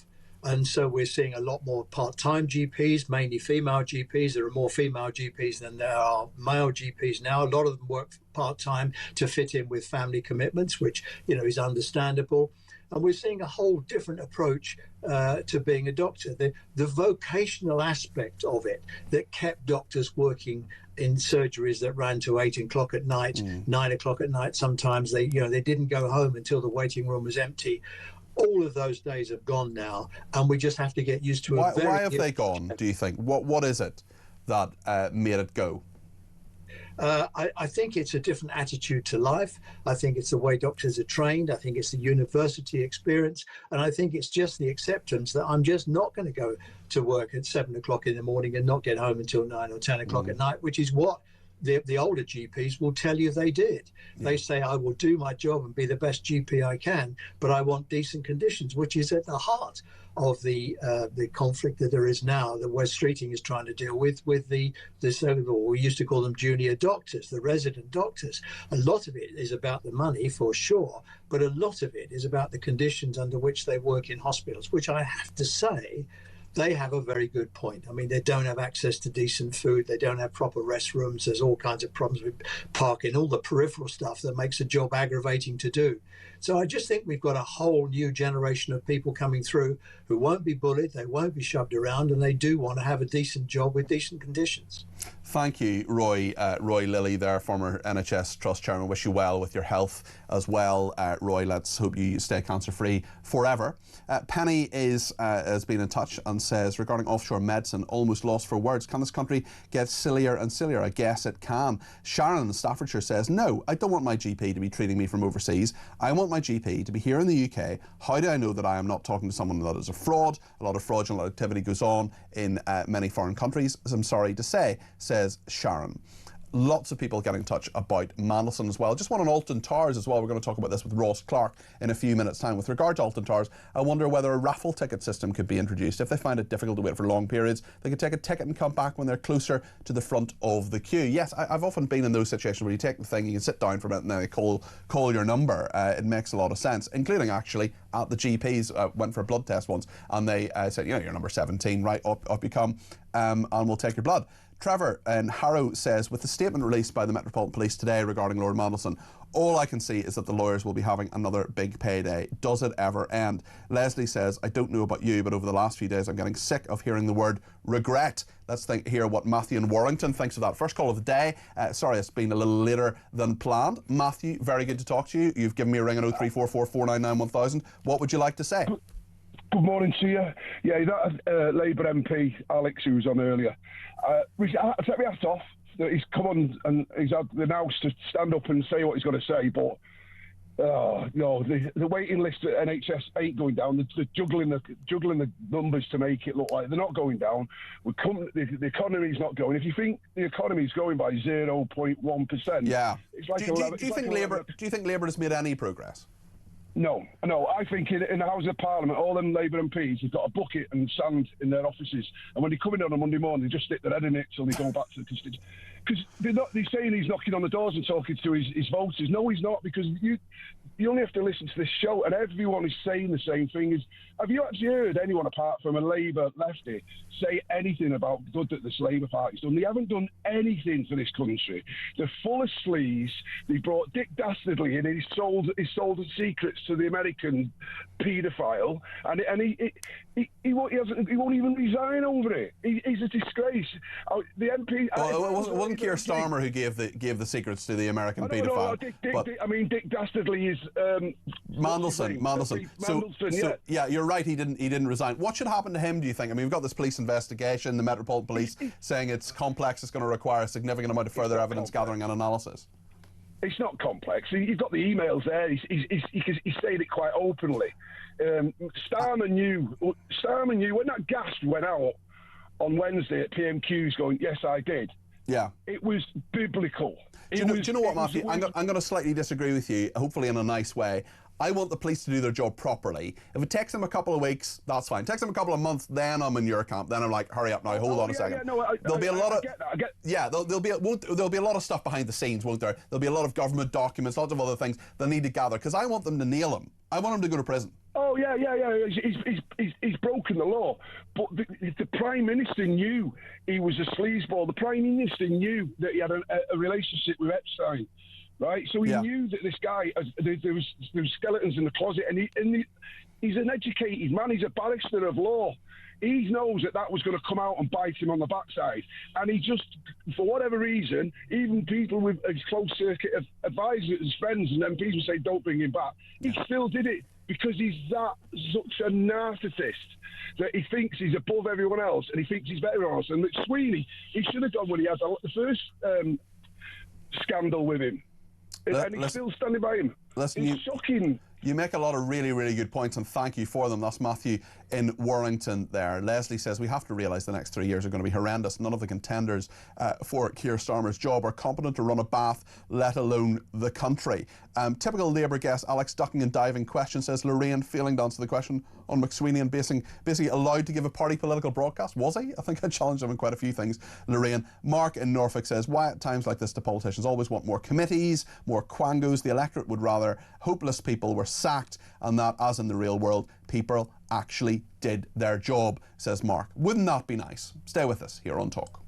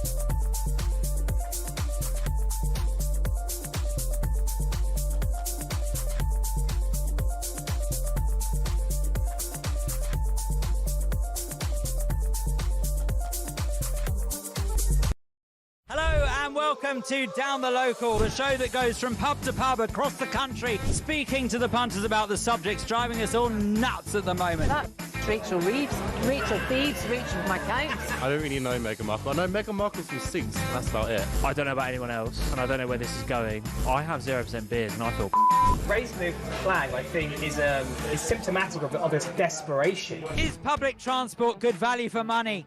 No, it isn't. You really don't like speaking to people.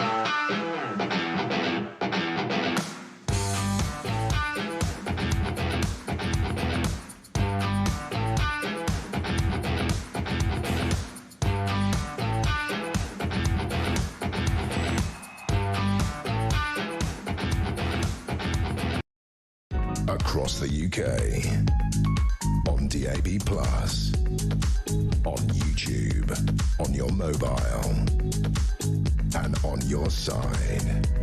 This is Talk. Loads of people getting in touch, including Colin. He says, mark my words, if the Labour Party move to get shot of Starmer, he will call a general election to upset the process, so reform need to be ready to go.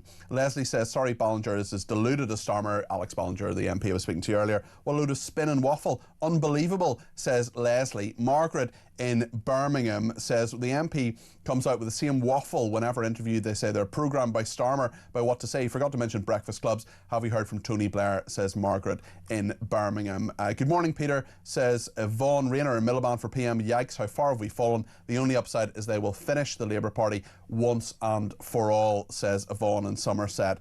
Cliff in Berkshire says, isn't it odd how ADHD has become a thing in recent years? When I was at school, you were just a naughty kid. By allowing a kid to the front of the queue if they are likely to kick off, just teaches them to kick off and get their own way. ADHD has risen since the concept of kids having boundaries being abolished. One more on Labour from Sean in Gloucester. Says, so Keith Stalin has finally pushed his own party too far, about time. My only hope is that he will call a general election out of spite. Otherwise we'll have Mastermind Lammy, Angela Rayner or Milliprat, says Sean in Gloucester. Well, Gordon Brown has been speaking this morning. He spoke to the Today programme on BBC Radio 4. Let's hear what he's been saying. Let me say, first of all, that Mandelson did betray us. But most of all, the biggest betrayal was of the women and girls that were trafficked, that were exploited, that were treated as less than human. We are talking, and I hope we'll deal with this, about a global network of wealth and power that felt it could act with complete impunity. And of course, we owe it to those victims, those girls who cruelly suffered and have not yet had justice, that every action we take is rooting out the power of those people who made these powerless women subject. And I want to support, by the way, Theresa May's efforts, because this is modern slavery, and I've been working with her on certain occasions so that we root out the sexual trafficking, the modern slavery, the exploitation of girls, and there is not a proper system of investigation, prosecution, imprisonment of these sexual traffickers now, even now, and something's got to be done about that. Gordon Brown speaking to the BBC this morning. Let's hear from John in Newcastle. He's given me a ring on 0344 499 1000. Hi, John. Hello, just a point of view. I was watching television yesterday, and they have these committee meetings in the Houses of Parliament where different MPs are sitting together. Yeah. And the Labour MP happened to say, "Oh, we were left with a £20 billion black Oh, not this nonsense again. And Nigel Farage was there, and he stood up. He said, "You're more like $2.75 trillion." Is that the better figure? I dread to think about the nation's finances. Yeah, I think it's 500 million every day we're losing. Anyway, the relation to me is net zero. I know people, countries abroad, Qatar, Kuwait, and countries like that, they don't believe in net zero. But there again, neither does Russia. It sells oil. Neither does the United States. It uses oil big time. Neither does Norway. Yeah. And neither does China. And neither does India, because they're using coal fire still as well as everything else. John, these massive countries are against it. And so why are we plodding forward like this? It's farcical. John, thanks for your thoughts. Appreciate that. Michael's in Birmingham and has given me a ring. 0344 499 1000. Michael, you're very welcome to the programme. What would you like to say? Yeah, I'm going to pull no punches here, but I won't get you into trouble. It's about Raina, and I won't even call her Orange or whatever. That she seems to have hypnotised the media a bit, this one. I think she's a disgusting, despicable, low-rent individual who would embarrass the country were she to be appointed as leader. And if you just, but a lot of the debate is closed down, like a lot of debate is closed on these days. If you criticise her, you're misogynist, you don't like her working class background and whatever. There's nothing wrong with being working class. There's plenty wrong with being ignorant and not speaking properly.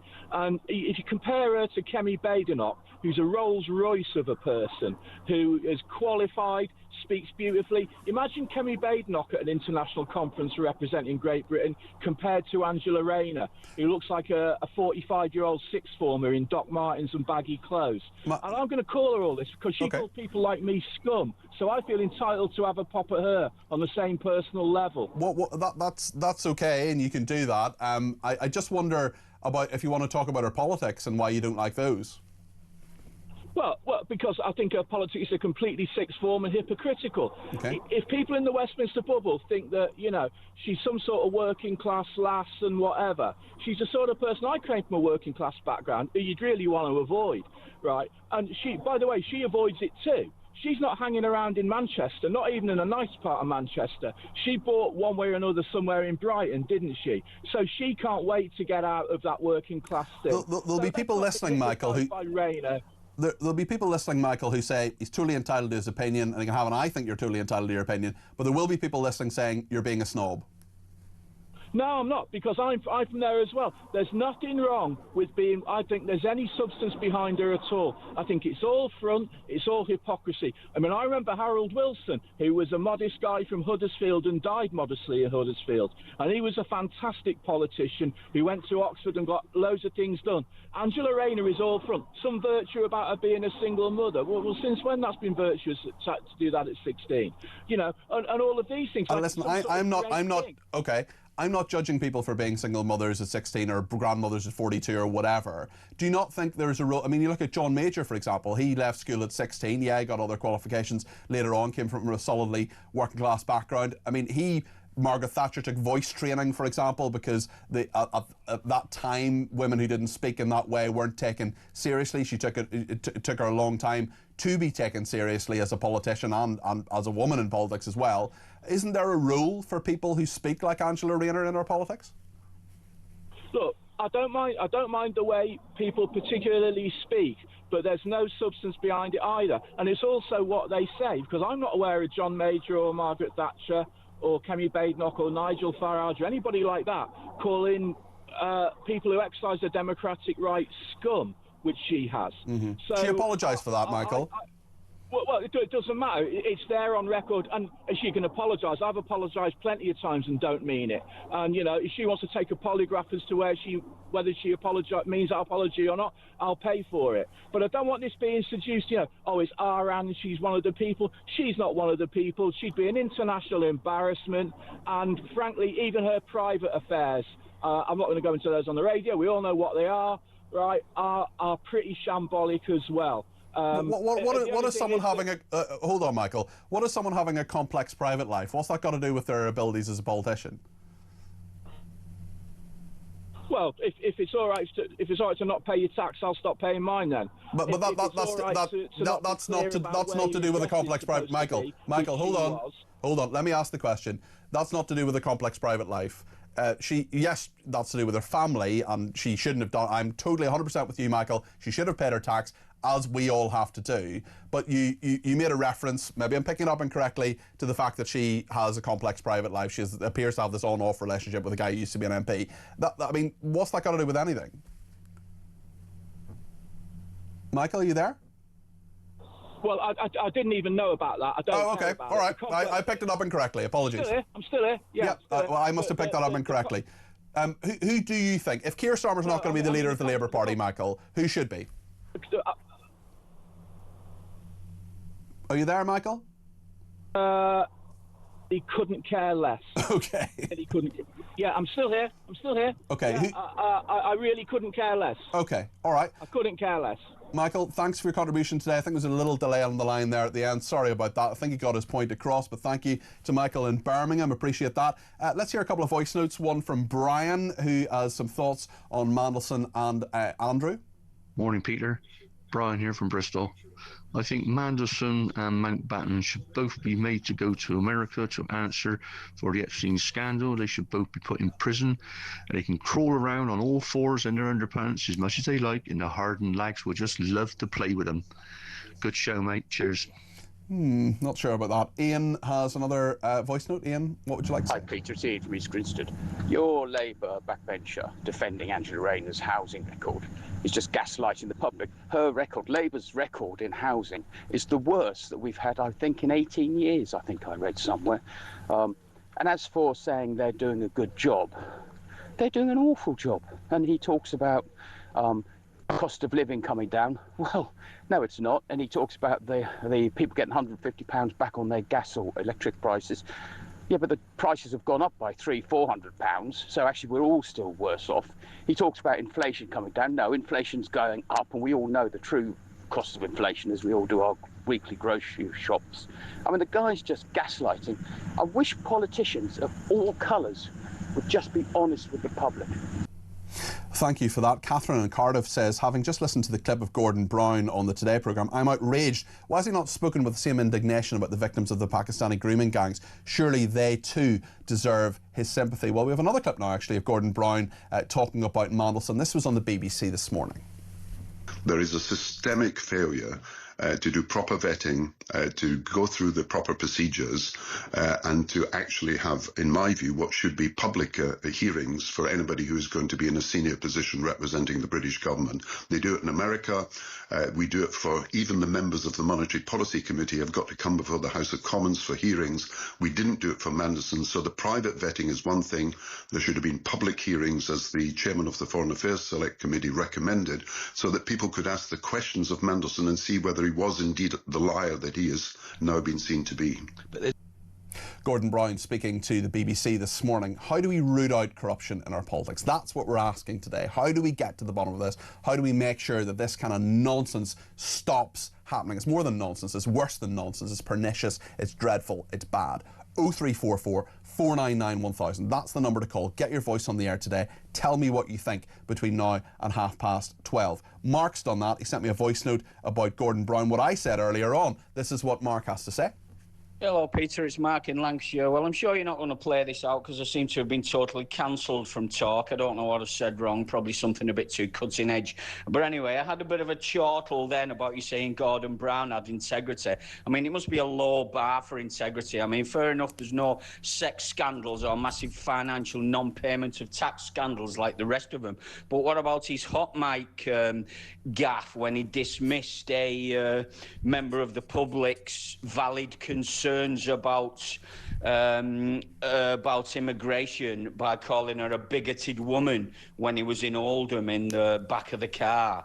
I mean, that type of resentment for the electorate, how is that displaying integrity? He's got no integrity. The man's an absolute far left clown. Some of them just hide it a bit better than others.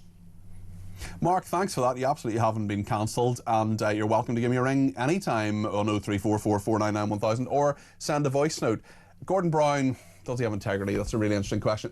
I think, I mean, I said earlier he had some, and I have a bit of a weakness, to be brutally honest, for the boring ones, the sort of boring, solid, plodding ones. I'm not a boring, solid, plodding person. Hopefully, maybe you think I'm boring and awful, but you know, John Major, Gordon Brown, Theresa May, I'll always slightly stand up for them a little bit.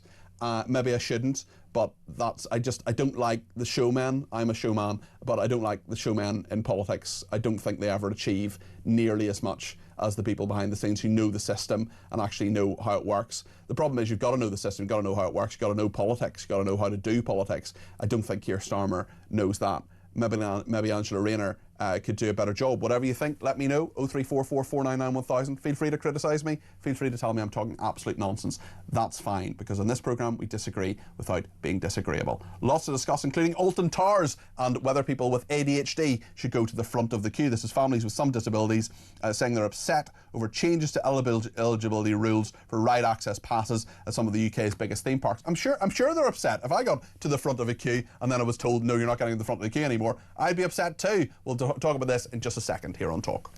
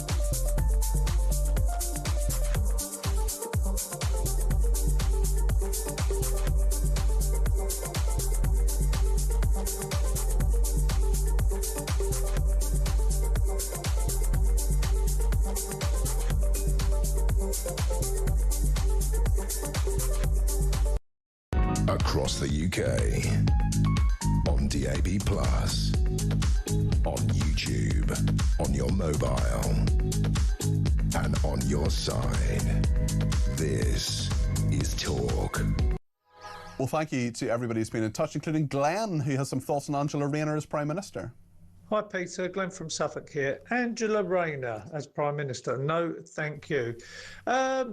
During her fabulous scum speech, she was calling, was it the Tories misogynistic? And this is a woman that went to sit with some Muslims and was bowing and scraping to them. And certain parts of the Muslim religion see women as behind dogs, behind animals. Yes? So is that not misogynistic? She is such a hypocrite. Oh my God, if she was to become Prime Minister, God knows what would happen. Thanks, Glenn. There are certainly Muslims who believe that women are lower than dogs. That's not all Muslims, as we know. But listen, thanks for your point. And calling people scum, I wouldn't go around and do it myself. Really, when it comes to people politically, for their political beliefs anyway, I will certainly call people scum if they're anti-Semites. I've done that on many occasions, Pascal Robinson Foster being one of them. Right then, let's talk about not just Alton Towers, but lots of other entertainment venues, theme parks. Merlin Entertainment says it's not going to allow people with conditions such as autism, ADHD and anxiety to use the disability queuing system this February half-term due to increased demand for the passes. Critics say the firm, which runs attractions in Alton Towers in Staffordshire, Thorpe Park and Surrey, will be unfairly targeting those with a hidden disability. Bosses said they're committed to supporting neurodivergent guests and those with mental health needs, and we're listening to feedback about the changes. Well, Ross Clark has written an article about this for The Spectator, and he says that it's right to crack down on ADHD queue jumpers. Ross, why do you think that? Well, I think it's completely ludicrous what these queue jumpers are doing, asserting that they are too anxious to have to stand in a queue for half an hour or something, but it's absolutely fine for them then to get on a ride, be strapped in a roller coaster, be dropped vertically 180 feet and subjected to G-forces of 4.6. I mean, if you are genuinely suffering from an anxiety conditioning, you shouldn't be going near any of these rides. And but there'll be lots of children, won't there, Ross? There'll be lots of children and younger people and older people as well who have ADHD, who want the same kind of entertainment, want the same family day out. I mean, if you have 3 kids and 2 of them really want to go to Alton Towers and one of them has ADHD, you can't say to the third one, sorry, you're not coming. Well, I think you should take the third one somewhere else or take it to a quieter part of the park. But we've got to understand why Alton Towers has been forced into this. Is because there's been this massive explosion in people claiming to have ADHD.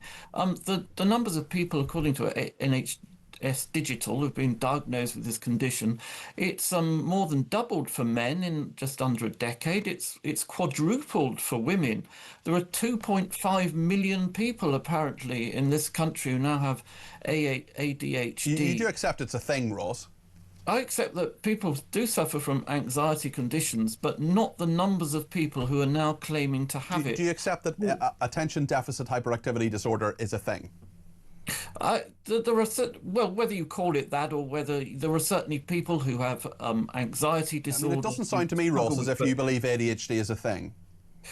It's overdiagnosed. That's okay, but for those people, but do some people have it? Yes, there are certain people who have anxiety-related conditions. But are there people who have attention deficit hyperactivity disorder? Yes or no? Yeah, yes, there are. Yeah, by the way, I mean, I have a daughter who has severe learning difficulties and has struggles in certain situations with crowds, with anxious situations. So how do you deal with? How do you make life? How do you make life better for her then? What do you do to kind of make things easier when you want to give her the best upbringing that she can possibly have? What do you do to navigate the condition that she deals with? To manage her in public, you have to be very what we call low arousal. You have to not overload her with details, information, stimulus, and so on. That's how you manage people. But I mean, I know for a fact that I could take her in, never a problem queuing for things. It's actually a quiet, steady activity to queue for things. But I would never ever try to take her on one of those fairground rides. That would absolutely send her round the bend. It would be hugely dangerous as well because she'd try to wriggle out of the harness, and you cannot do that on one of these rides. And I think the idea that there are children who can cope with these rides but can't cope with queuing is utterly ludicrous. So you support Merlin in what they're doing here. What do you think about these parents who feel aggrieved? Why shouldn't my autistic son jump the queue at Alton Towers, cries a mother in The Independent. There are also people who've been speaking to the BBC as well. We wouldn't be able to go to Alton Towers because we couldn't run the risk of big queues. I just feel like the hidden disabilities are penalised. We pay the same price for our Merlin passes as everyone else, but we can't get to use them half as much, says one mother. Well, I can't say any more to that than what I've already said. I think, if you have a genuine anxiety-related condition, Alton Towers is not the greatest place to go. I mean, find something with a little more gentle activity. Ross, listen, thank you very much indeed. That's Ross Clark. He's written about this in The Spectator, this article about Alton Towers and other theme parks right to crack down on ADHD queue jumpers. We're going to go live to a very special guest. Now we're going straight to the control room, and Tech Up Dave is joining us. He is on the desk. If you're watching on the screen, you can see him there. Hello, Dave. Hello. Now, the reason we're bringing you on, not just because you're amazing, but also because you're a big theme park person. I know with your daughter you go a lot of the time, from my Facebook feed anyway. Yeah. Needless to say, I've never been invited on the, I don't know, was Nemesis still at Alton Towers, or am I horribly out of date? I went to Alton Towers many years ago. So, but you're a big theme park person. Yeah, where do you go? Where do you go? We do Chessington mainly. We do Legoland occasionally. We keep threatening to go to Thorpe Park, but we haven't done that. How often do you go to theme parks every year? Oh, a few times a year, because we've got Merlin passes. So you can just go in. You got your Merlin pass right there? Yeah. So what do you think of this story? Well, I can see why they've done it, because basically people have just been turning up and going straight to the help desk and going, oh, we need these ride access passes. And when you stand in the queue, I mean, for example, at the Vampire at Chessington, there's a huge queue you can see on the other side, and you think to yourself, why are they all getting preferential treatment? Mm-hmm. But now what they've done is they've turned around and said, you can come in, but you need a ride access pass, and the only way you can get a ride access pass is you have to apply for a Nimbus access pass. Now, Nimbus have come in and created these passes. What is a Nimbus access pass? What's that? So it's been created by a company called Nimbus, funnily enough. Unsurprisingly.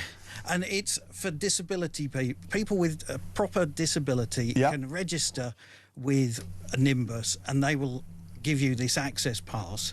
It covers all manner of different entertainment venues, so you can go to gigs and bits and pieces. But it proves so it's not just theme parks. No, it's not just theme parks. So it proves that you are a genuine disabled person, and so Merlin have said you need a Nimbus pass, then we can access, and then we can give you one of our ride access. So essentially, they've sort of outsourced this. They've said another company are now going to look into this and see what's happening. Do you think that's fair, as someone who uses theme parks a lot? I think it's fair. Yeah. Okay. I think it's perfectly fair. All right. Why should people just walk up and I mean, I could walk in and go, I've got a bad back. Yeah. I need a pass. The thing is, you do have a bad back, though. Yeah, but we just ignore that. Well, indeed. How are we going today in the control room? Everything going all right? I think so. Yeah, everybody. How are the voice notes? The voice notes are coming. I've got another 6 to listen to. We have had 4 that are rather long. Okay, and just before we go to the break, give us your plea as the man who listens to all the voices before they come out. What would you like to say to people sending in voices? And we love voices, by the way. Keep sending them in on 0344 499 1000. What would you say to those people? The shorter the better. The shorter they are, the more we can play out and the more people we can get on. So less than a minute, please. Thank you, Tech Up Dave, live for the control room. That's the first time we've done that. He is a big man for Chessington World of Adventures and other places too. Lots of other theme parks. Lots to discuss and lots of calls, text, tweets and voice notes coming in. Get your voice on the air between now and 12:30. Stay with us here on Talk.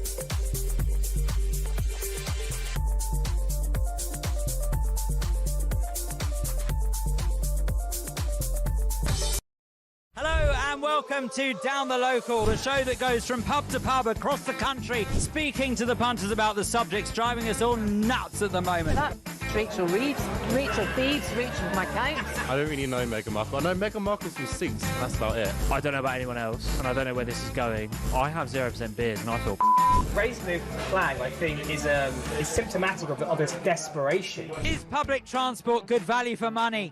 No, it isn't. You really don't like speaking to people.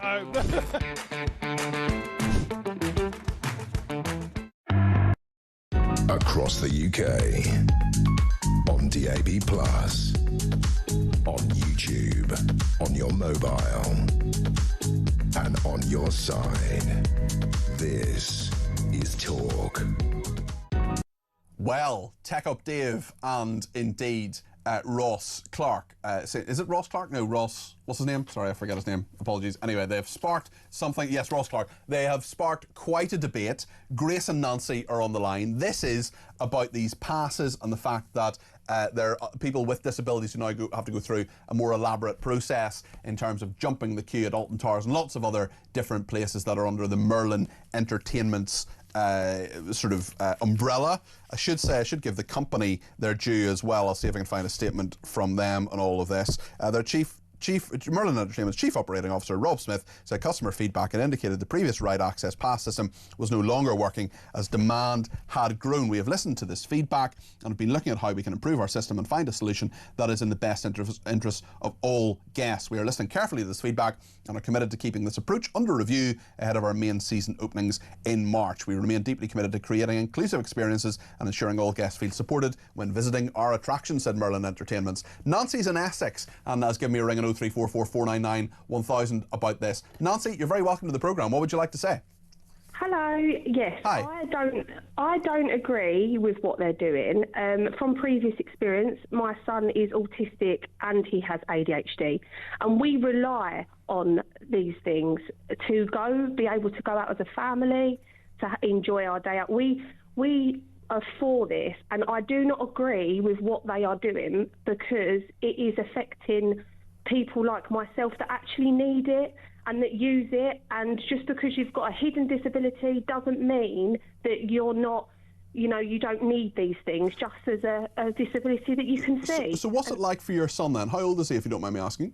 Yeah, that's fine. My son's 4. Okay, so I mean, he's probably not going to be tall enough for the rides just yet. But if you're going out to some of these places, what's the situation that faces you, and what's it like when he has to wait for stuff? So he has meltdowns if he has to wait. He doesn't understand, and he can then, this affects that. I've got an older daughter; she's 9, and this affects our day out as well. And he gets very, very upset. He finds it hard to queue. He can't queue, and it's very, very upsetting for me to see my son in that state. If he can't, and as he gets older, yes, he might show it in a different way. Sure. You have him diagnosed, Nancy, which is great. It's great to get that diagnosis so early. I should have said at the start, actually, I have a family member who has been diagnosed with ADHD. I should have sort of declared an interest in all of that. And it took that particular family member until I think he was 11 or 12 before he was diagnosed. So it took quite a while. But you have your son diagnosed, got these two conditions. Does it frustrate you that clearly what has happened here is that some people have been abusing the system, and genuine people like your son are not quite being penalised, but certainly have to jump through more hoops in order to get this thing for them? Yeah, it does. And a point that was made earlier, I can't remember who it was, but I was listening in, and someone said that you should have proof, and I understand that because people do take advantage. So my logic thinking is maybe show a diagnosis if they want to see some proof, and along with the things that you can get, like someone was just on saying about a Nimbus, there's something called an access card as well. Right. So with an access card, you show that to the theme park, and that is your proof that your son or whoever it may be has a diagnosis, because there is people that do genuinely need it and rely on that. Okay. Really, really interesting to hear your perspective there as a mother. Nancy, thank you. That's Nancy in Essex. Grace is on the line from West London. Grace, I think you have ADHD, is that correct? Yeah, that was diagnosed late last year, but I was diagnosed with Asperger's, which is a form of autism, 20 years ago now. And they are quite often comorbid. It might seem to people who are hearing about these conditions that we're all hypochondriacs when we've been diagnosed with multiple things, but they are scientifically proven to be... If you've got multiple things, you've got multiple things, Grace. So what's it like for you in a queue? It's not massively a problem. I don't want to pretend to speak for everyone who has ADHD because there's variation. But I think that to some extent when I was smaller, this is going to sound really harsh, and I'm not meaning to in any way, but I kind of had to learn to cope with some situations that were uncomfortable. That's not a harsh thing at all to say, Grace. That's life. You know, you've got to... Listen, whether you have ADHD or whether you don't, queuing is part of life. Waiting for things and not having entirely control of situations. That's part of life, isn't it?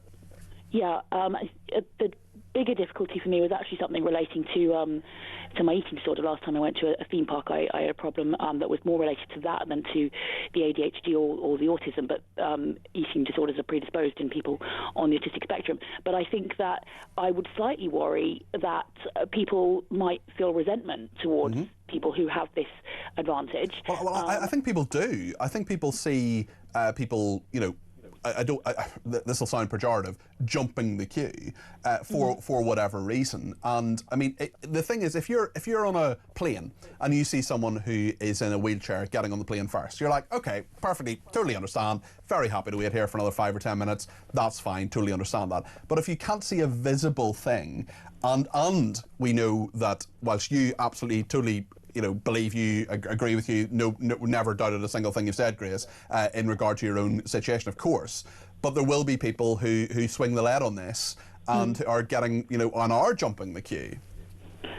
Yeah, and I just can't help but think, hearing all of this discussion, what sticks out most to me in my mind is that going to fun events is not my primary concern, partly because it can be difficult to cope with some situations because of various things relating to neurodiversity. Yeah. But that's tricky too, Grace. That's tricky too, because you want to, you know, if you're actively avoiding things because of your disability, that's a difficult thing. I'm much more concerned about how neurodiversity makes it more difficult for us to contribute to society. I'm so grateful to you for being incredibly kind when we've spoken previously about how I'm finding it flipping difficult to get into work. And most of those of us on the autistic spectrum are struggling to get into work. So I'd really love for there to be more national conversation about employers taking us on, because we really want to contribute to society, most of us. That, for me, is a much bigger situation than whether or not we can get to the front of a queue in a theme park. As much as I like theme parks, and Nemesis, which you mentioned, is brilliant. Okay, still there then. Okay. I think they're revamping it. Okay. Well, maybe I'll have to go and see it. Grace, we'll just have to leave it there. But listen, thank you very much for your call. That is Grace in London. Should say at Universal Studios in Florida, there's an accessibility card which is run by IBCCES, International Board of Credentialing and Continuing Education Standards. I'm reliably told that by someone who's been to Universal Studios Florida. That is Chris, our producer. Although personally, I'm quite shocked that he's tall enough for the rides. Thank you to everybody who has been in touch. 0344 499 1000 is the number to call. In the next half an hour, we're going to talk to Professor Robert Barrington, who is Professor of Anti-Corruption Practice at the University of Essex, about Mandelson's home being raided by the police. We'll talk about what Gordon Brown has been saying in all of this in regard to the credentials and in regard to how we vet people, ethics, corruption in our country. How do we root corruption out in our politics? That's the question we're asking. I'd love to talk to more people before 12:30. Please do give me a ring. 0344 499 1000 is the number to call. You can text me 87222 and send those voice notes in. Keep them to less than a minute. Tech Update is still going through them. 0344 499 1000. Stay with us.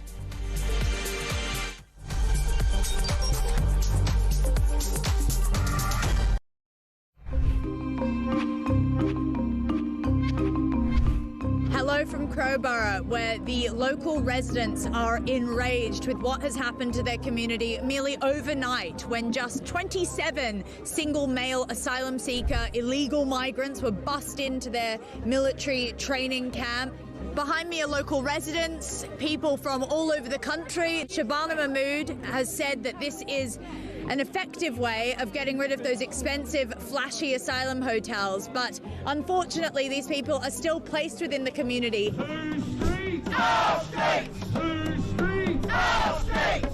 Whole town is very afraid because these are unvetted men from countries that are, you know, the government warn us not to go to. I've got an 18-year-old daughter and she gets the bus opposite camp. Do you feel safe for her? No, so that will have to stop. We'll either have to wait with her or take her to wherever she needs to go. The reason I'm here today is because I live in Crowborough and my family, I've got a wife and children, and just worried about, you know, my wife walking to work and my sons, you know, walking about. Anything can happen, can't it, that nowadays, Nigel, what's going on, what's happening in this country. So I'm just concerned and frightened, you know. There was support from other towns, other communities, because of course Shabana Mahmood has threatened other communities, and she said they're going to open site after site after site. Well, I would hope that if she's going to try and do that, she learns some lessons about the way she's done it in Crowborough, because this is not finished. We are not finished objecting to this plan. Crowborough says no! Crowborough says no! Crowborough says no! We would urge her to reconsider, and whatever she does, she needs to talk to the people that she's imposing these things on. If you had a direct line to Keir Starmer and Shabana Mahmood, what would you say to them? Look after your most vulnerable first. It's your priority to look after your vulnerable.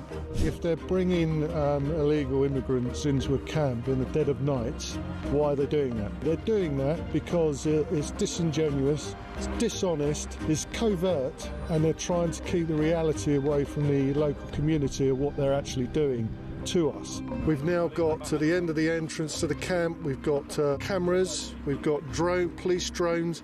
It's like a cloud that's come over this community.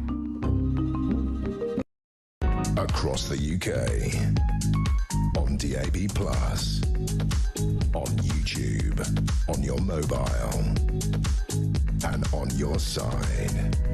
This is Talk.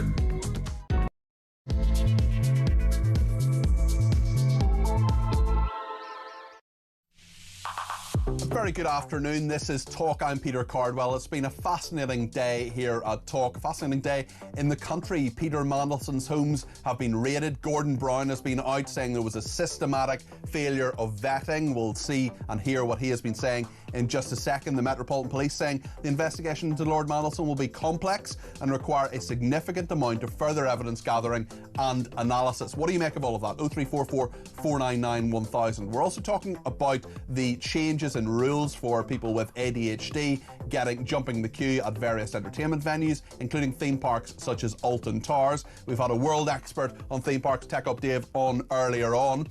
We're here until 12:30. There's loads of time to get your call in to talk about everything that is happening today.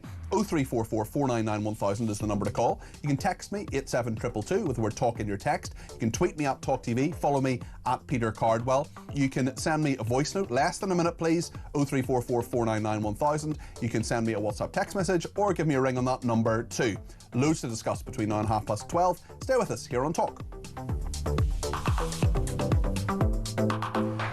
Just to say, I'm here tomorrow between 10 and 1. Next weekend, same 3 shows, Friday, Saturday, Sunday, mid-morning shows starting at 10 o'clock. So I'll be on with Julia as well for PMQs this week. Another tough one for Keir Starmer, I would imagine. It's Peter Mandelson who's in the news, Keir Starmer as well, and Gordon Brown, the former Prime Minister, who said there was a systematic failure of vetting. He's been speaking to the BBC this morning. Let's hear what he said. There is a systemic failure to do proper vetting, to go through the proper procedures, and to actually have, in my view, what should be public hearings for anybody who is going to be in a senior position representing the British government. They do it in America.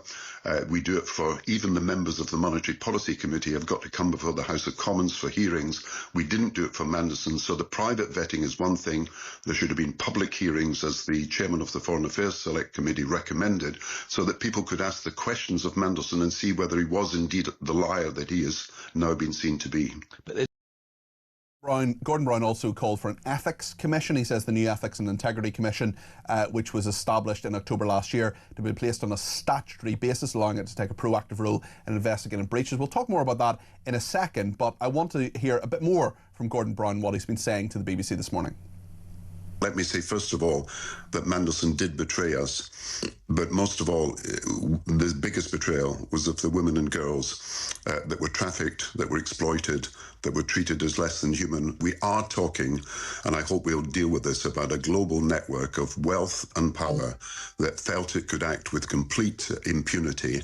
And of course, we owe it to those victims, those girls who cruelly suffered and have not yet had justice, that every action we take is rooting out the power of those people who made these powerless women subject. And I want to support, by the way, Theresa May's efforts, because this is modern slavery, and I've been working with her on certain occasions so that we root out the sexual trafficking, the modern slavery, the exploitation of girls, and there is not a proper system of investigation, prosecution, imprisonment of these sexual traffickers now, even now, and something's got to be done about that.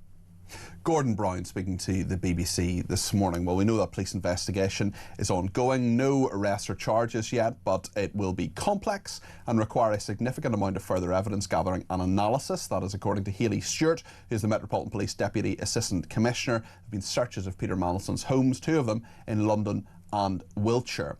Interestingly, Gordon Brown advocating for a new Ethics and Integrity Commission to be placed on a statutory basis. He talked as well in those clips about parliamentary hearings, the same way they do in America, and to some degree in this country as well, talking about people who are being vetted and put to these big roles like ambassador to Washington. Well, Professor Robert Barrington joins me now. He's a professor of anti-corruption practice at the University of Sussex. Robert, good morning. Good afternoon to you. Hi. I wonder, Robert, whether you think what Gordon Brown's calling for here, an ethics commission, which exists, an ethics and integrity commission, which was established in October to be placed on a statutory basis, allowing it to take a proactive role in investigating breaches.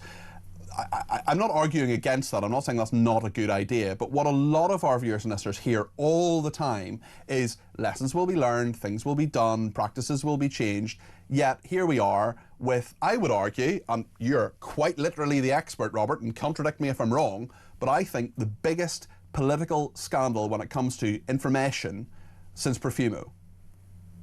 Yeah, you're right. This is a huge scandal. We very seldom see that a senior minister has been personally corrupt, and that's very evident in this case, assuming that all the allegations are true. I think in terms of what Gordon Brown has said, should we have an anti-corruption agency? We do have this Ethics and Integrity Commission, which was promised by Starmer in opposition and was effectively a rebranded existing committee when he came into power, and it was frankly rather weak.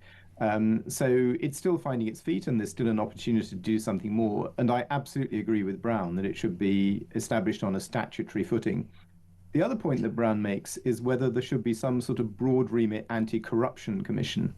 And if you put one of those in place, first of all, you would be bringing the UK in line with what lots of other countries around the world are already doing. Australia, for example, has recently put one of these into place, as have France and Italy.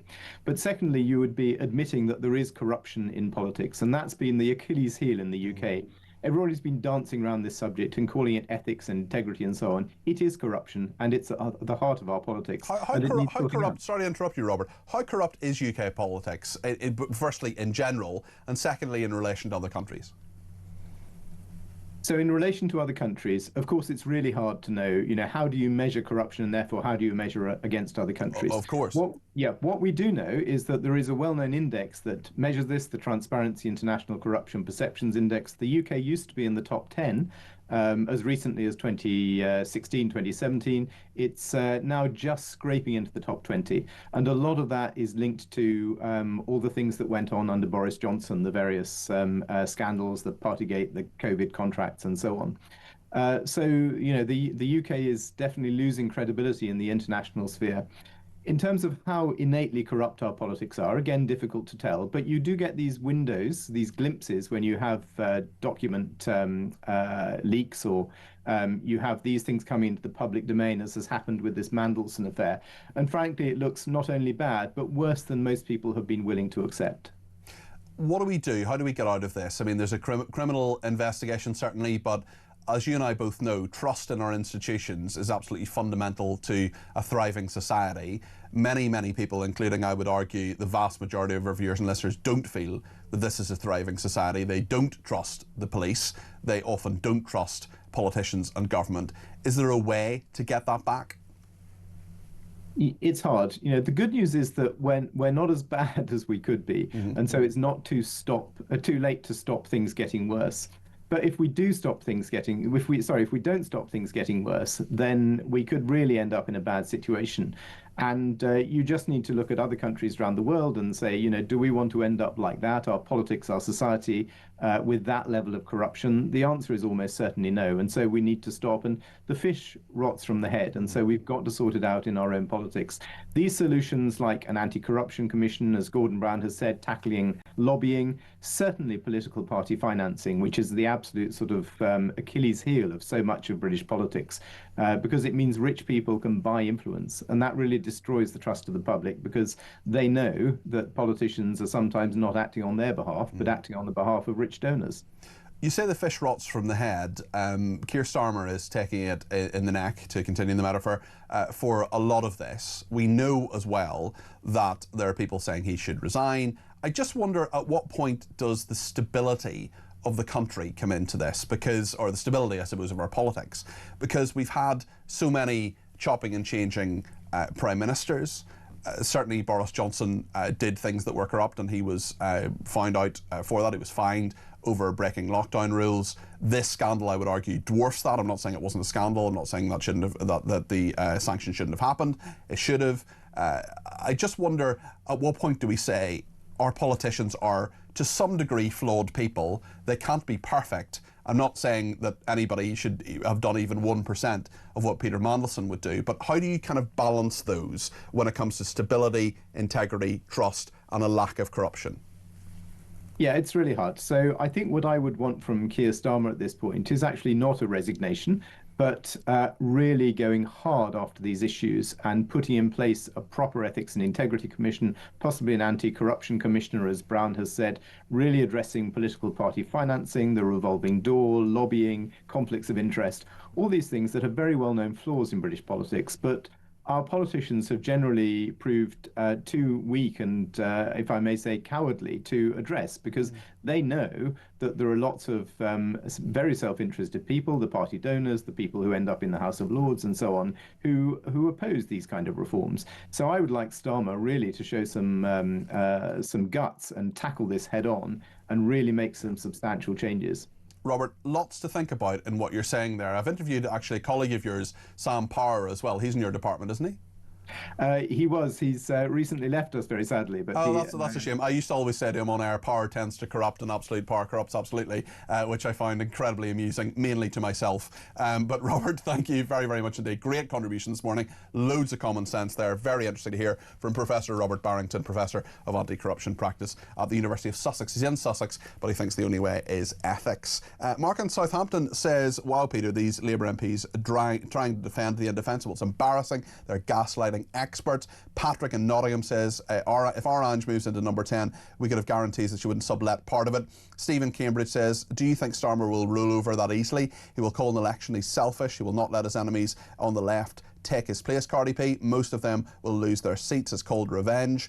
If Angela in her clown shoes, says another person, gets into number 10, this country is done for. However, if she or Ed Miliband gets in, watch the polling for Reform UK. Shoot up. Deb says the scariest result of Starmer stepping down would be Looney Lammy. The posturing plank would be the interim Prime Minister, says Deb. Do yourself a favour, after 12:30 today, go on YouTube, put in David Lammy Mastermind. You will not be disappointed. Another person says Labour will spin Rayner as some amazing victory for the people, as it shows you can be thick as mince, virtually illiterate, a woman, a single parent, disliked by millions, and still paid a fortune for being bang average, one inspiration to many. I'm not sure I agree with that. I don't know. I think there's a lot to criticise about Angela Rayner. I'm not sure I wouldn't call her virtually illiterate. I think that's a bit too far. Dave from Kent says, With regard to the Mandelson affair, if Starmer is culpable in some way, he cannot be allowed to remain in office because of the level of replacement being low calibre. We must step up to do what must be done and deal with the consequences. Great show as always, says Dave and Kent. Loads more of your opinions coming your way between now and 12:30. Stay with us.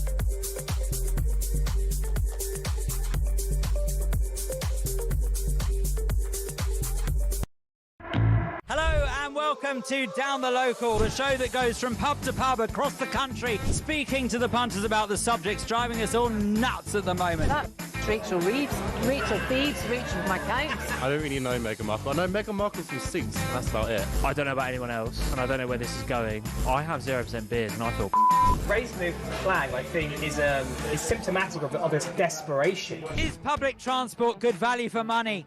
No, it isn't. You really don't like speaking to people.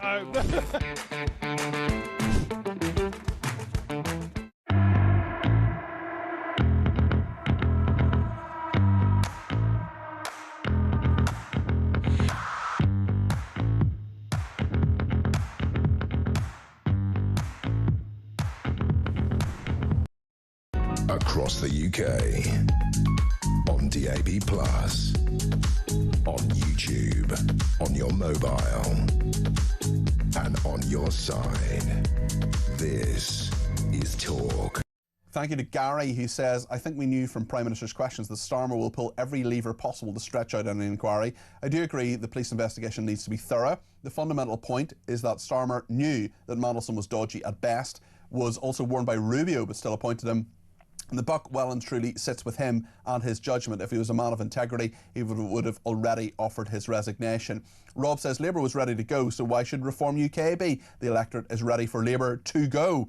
Paul says, Gordon Brown, just another lefty wanting to fix the world instead of the UK. How quickly they forget about the Pakistani rape gangs they fail to stop. George of Croydon says, all these voices such as Gordon Brown, concerned about the victim of Epstein, yet says nothing about the grooming gang victims. Catherine in Cardiff, having just listened to Gordon Brown, I'm outraged. Why has he not spoken with the same indignation about the grooming gang? Surely they too deserve his sympathy. David in Lancashire says, if Labour MPs think Rayner is the answer, they're obviously asking the wrong question. Love the show. Best wishes, said David. David, thank you for that. Thanks to Stephen, who says, will Mammoth new FBI be brought in to look at the Mandelson issue? Phil in Thurrock, he'd be putting himself forward for Prime Minister yet. Go back to sleep, bagpuss. Gordon Brown says, Phil D, go back to sleep, bagpuss. Wow. Brilliant. Margaret in Birmingham says, loads of opinions today, which is fantastic. I agree. Sorry, I'm still laughing at that. It was a great line. I agree with Michael, another Brummie. I'm so fed up with hearing Angela Rayner's backstory. Chris in Surrey says, the Mandelson files have a lot of powerful people panicking. Mandelson must also have so much dirt on Starmer in his cabinet. Corruption in politics is now absolute. Let's speak to Mark in Glasgow on this. You're very welcome to the programme. Mark, what would you like to say? Good morning. Well, basically, we've got an issue here, and it got mentioned once earlier on this morning, not sure if it was your show or the show before. That is the ringmaster of all this lot, which is Tony Blair and the Tony Blair Institute for Globalisation. Mandelson has survived well because he was the guy who put Tony Blair in, got him elected twice, got Labour elected twice, and then Tony Blair became Prime Minister twice.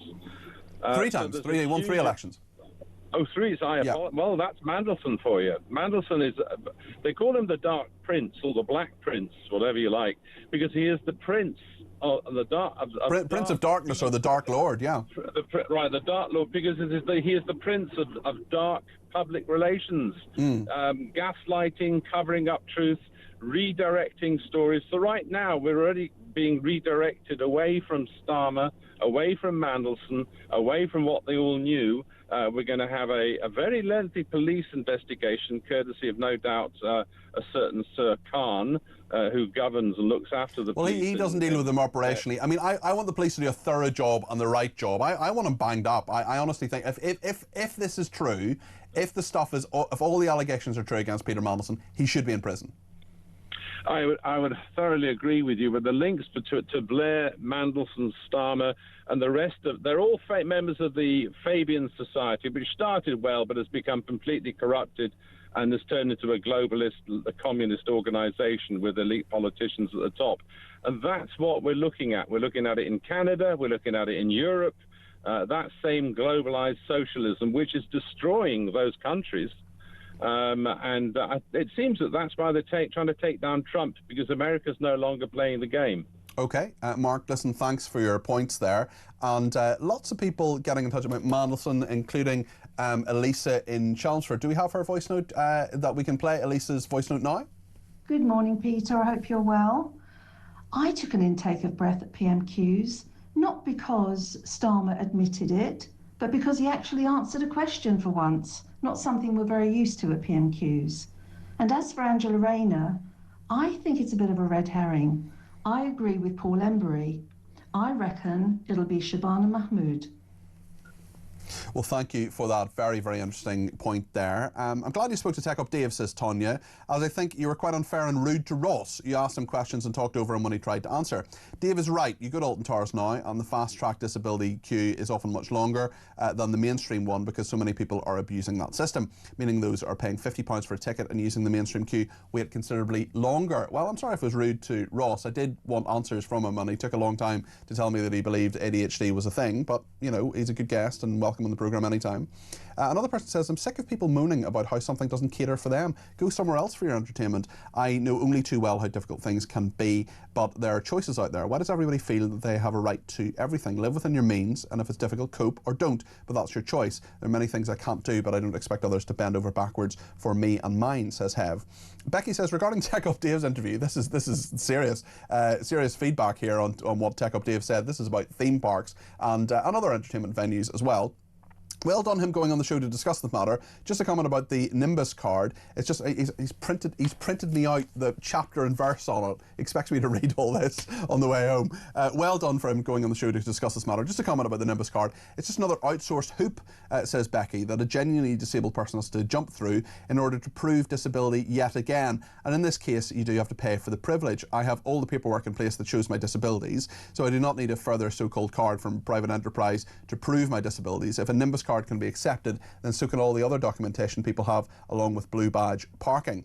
David Kent says, it's really interesting to hear the calls regarding Angela Rayner. The issue, in my view, that she lacks the gravitas expected of any person in high office. All of the examples of previous leaders you mentioned shared one quality, which was gravitas. Great show, says David Kent. Yeah, I talked about Major and Brown and Theresa May. I agree with Dave that all three of them have gravitas. You may love them or loathe them, but they had gravitas. The problem with ADHD, says this person, is like every disability, there are levels of severity, and as you can't see it, someone might only be mildly affected, and yet they're tagged in the same way as those who are massively disabled by it. Mick says politicians have made lies seem acceptable by renaming them as spin. To stop corruption and lies, they should be made indictable criminal offences by all politicians. And another person says, why would we set up yet another quango for corruption when you have the best in MI5 and MI6? The Prime Minister just needed to read their reports and take their recommendations. Andy's in Merseyside and has some thoughts on Mandelson. Andy, you're very welcome to the programme. What would you like to say? Hi, good afternoon, Peter. Enjoying the show. Just an issue I have with regard to the police response to the Mandelson offences or suspected offences. Yes. I can't help but think that taking 72 hours to execute a search warrant at somebody's home address, is that really satisfactory when they showed us a few years ago that they could action the arrest of people for hurty words?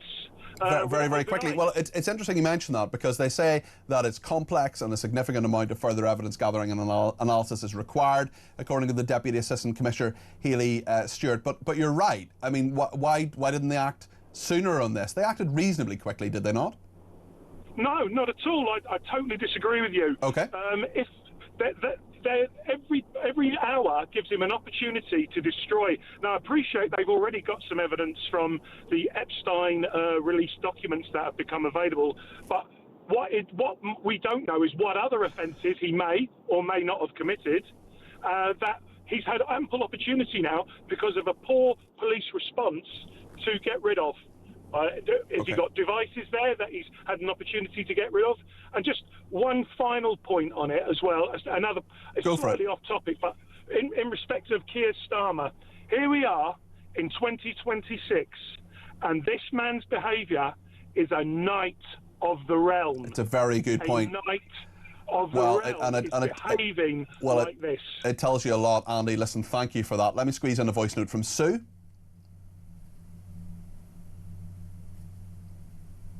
Can we get Sue's voice? Good morning, Peter. Great show as always. Just letting you know, I actually have a really soft spot for Angela Rayner. Yeah, it's called a swamp at the bottom of the garden. Thank you, Sue from Macclesfield. Bye. Brutal. Thank you, Sue. A couple on Tech Up Dave. Debbie says Tech Up Dave is now going to have to go in disguise because he voiced his bad back. You're not allowed on rides with bad back. Shame on you, Peter. He goes in them anyway. And Ian Walsall says, Tech Up Dave, what about bringing back the Saturday Biscuit segment with Tech Up Dave? I totally agree. Sadly, Phil Dave, who hates joy, axed it. Thank you to Chris Jacobs, the producer. Thank you to the Merlin pass holder and Tech Up, technical operator, Dave Rhodes. Tommy Bateson has been the assistant producer. Davis Fang and Luke Vincent, the visual producers. Amin Asadi has been the video editor. Thank you to him. And Dean Spencer has been the weekend editor. So thanks to the top team behind the glass. Busy show today. Another one coming up tomorrow between 10 and 1. We'll be speaking to the Shadow Cabinet Minister, Alex Burghardt. I hope you can join me for that. Loads more to discuss. Have a lovely day. And I'll see you tomorrow morning at 10 o'clock here on Talk.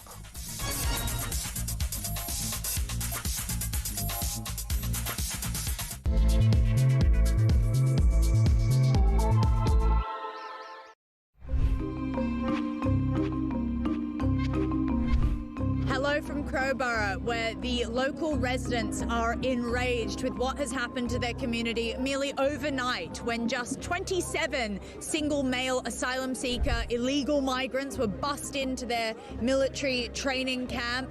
Behind me are local residents, people from all over the country. Shabana Mahmood has said that this is an effective way of getting rid of those expensive, flashy asylum hotels. But unfortunately, these people are still placed within the community. The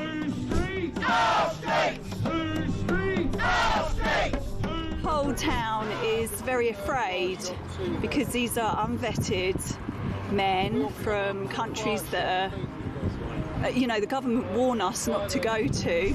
I've got an 18-year-old daughter and she gets the bus opposite camp. Do you feel safe for her? No, so that will have to stop. Right.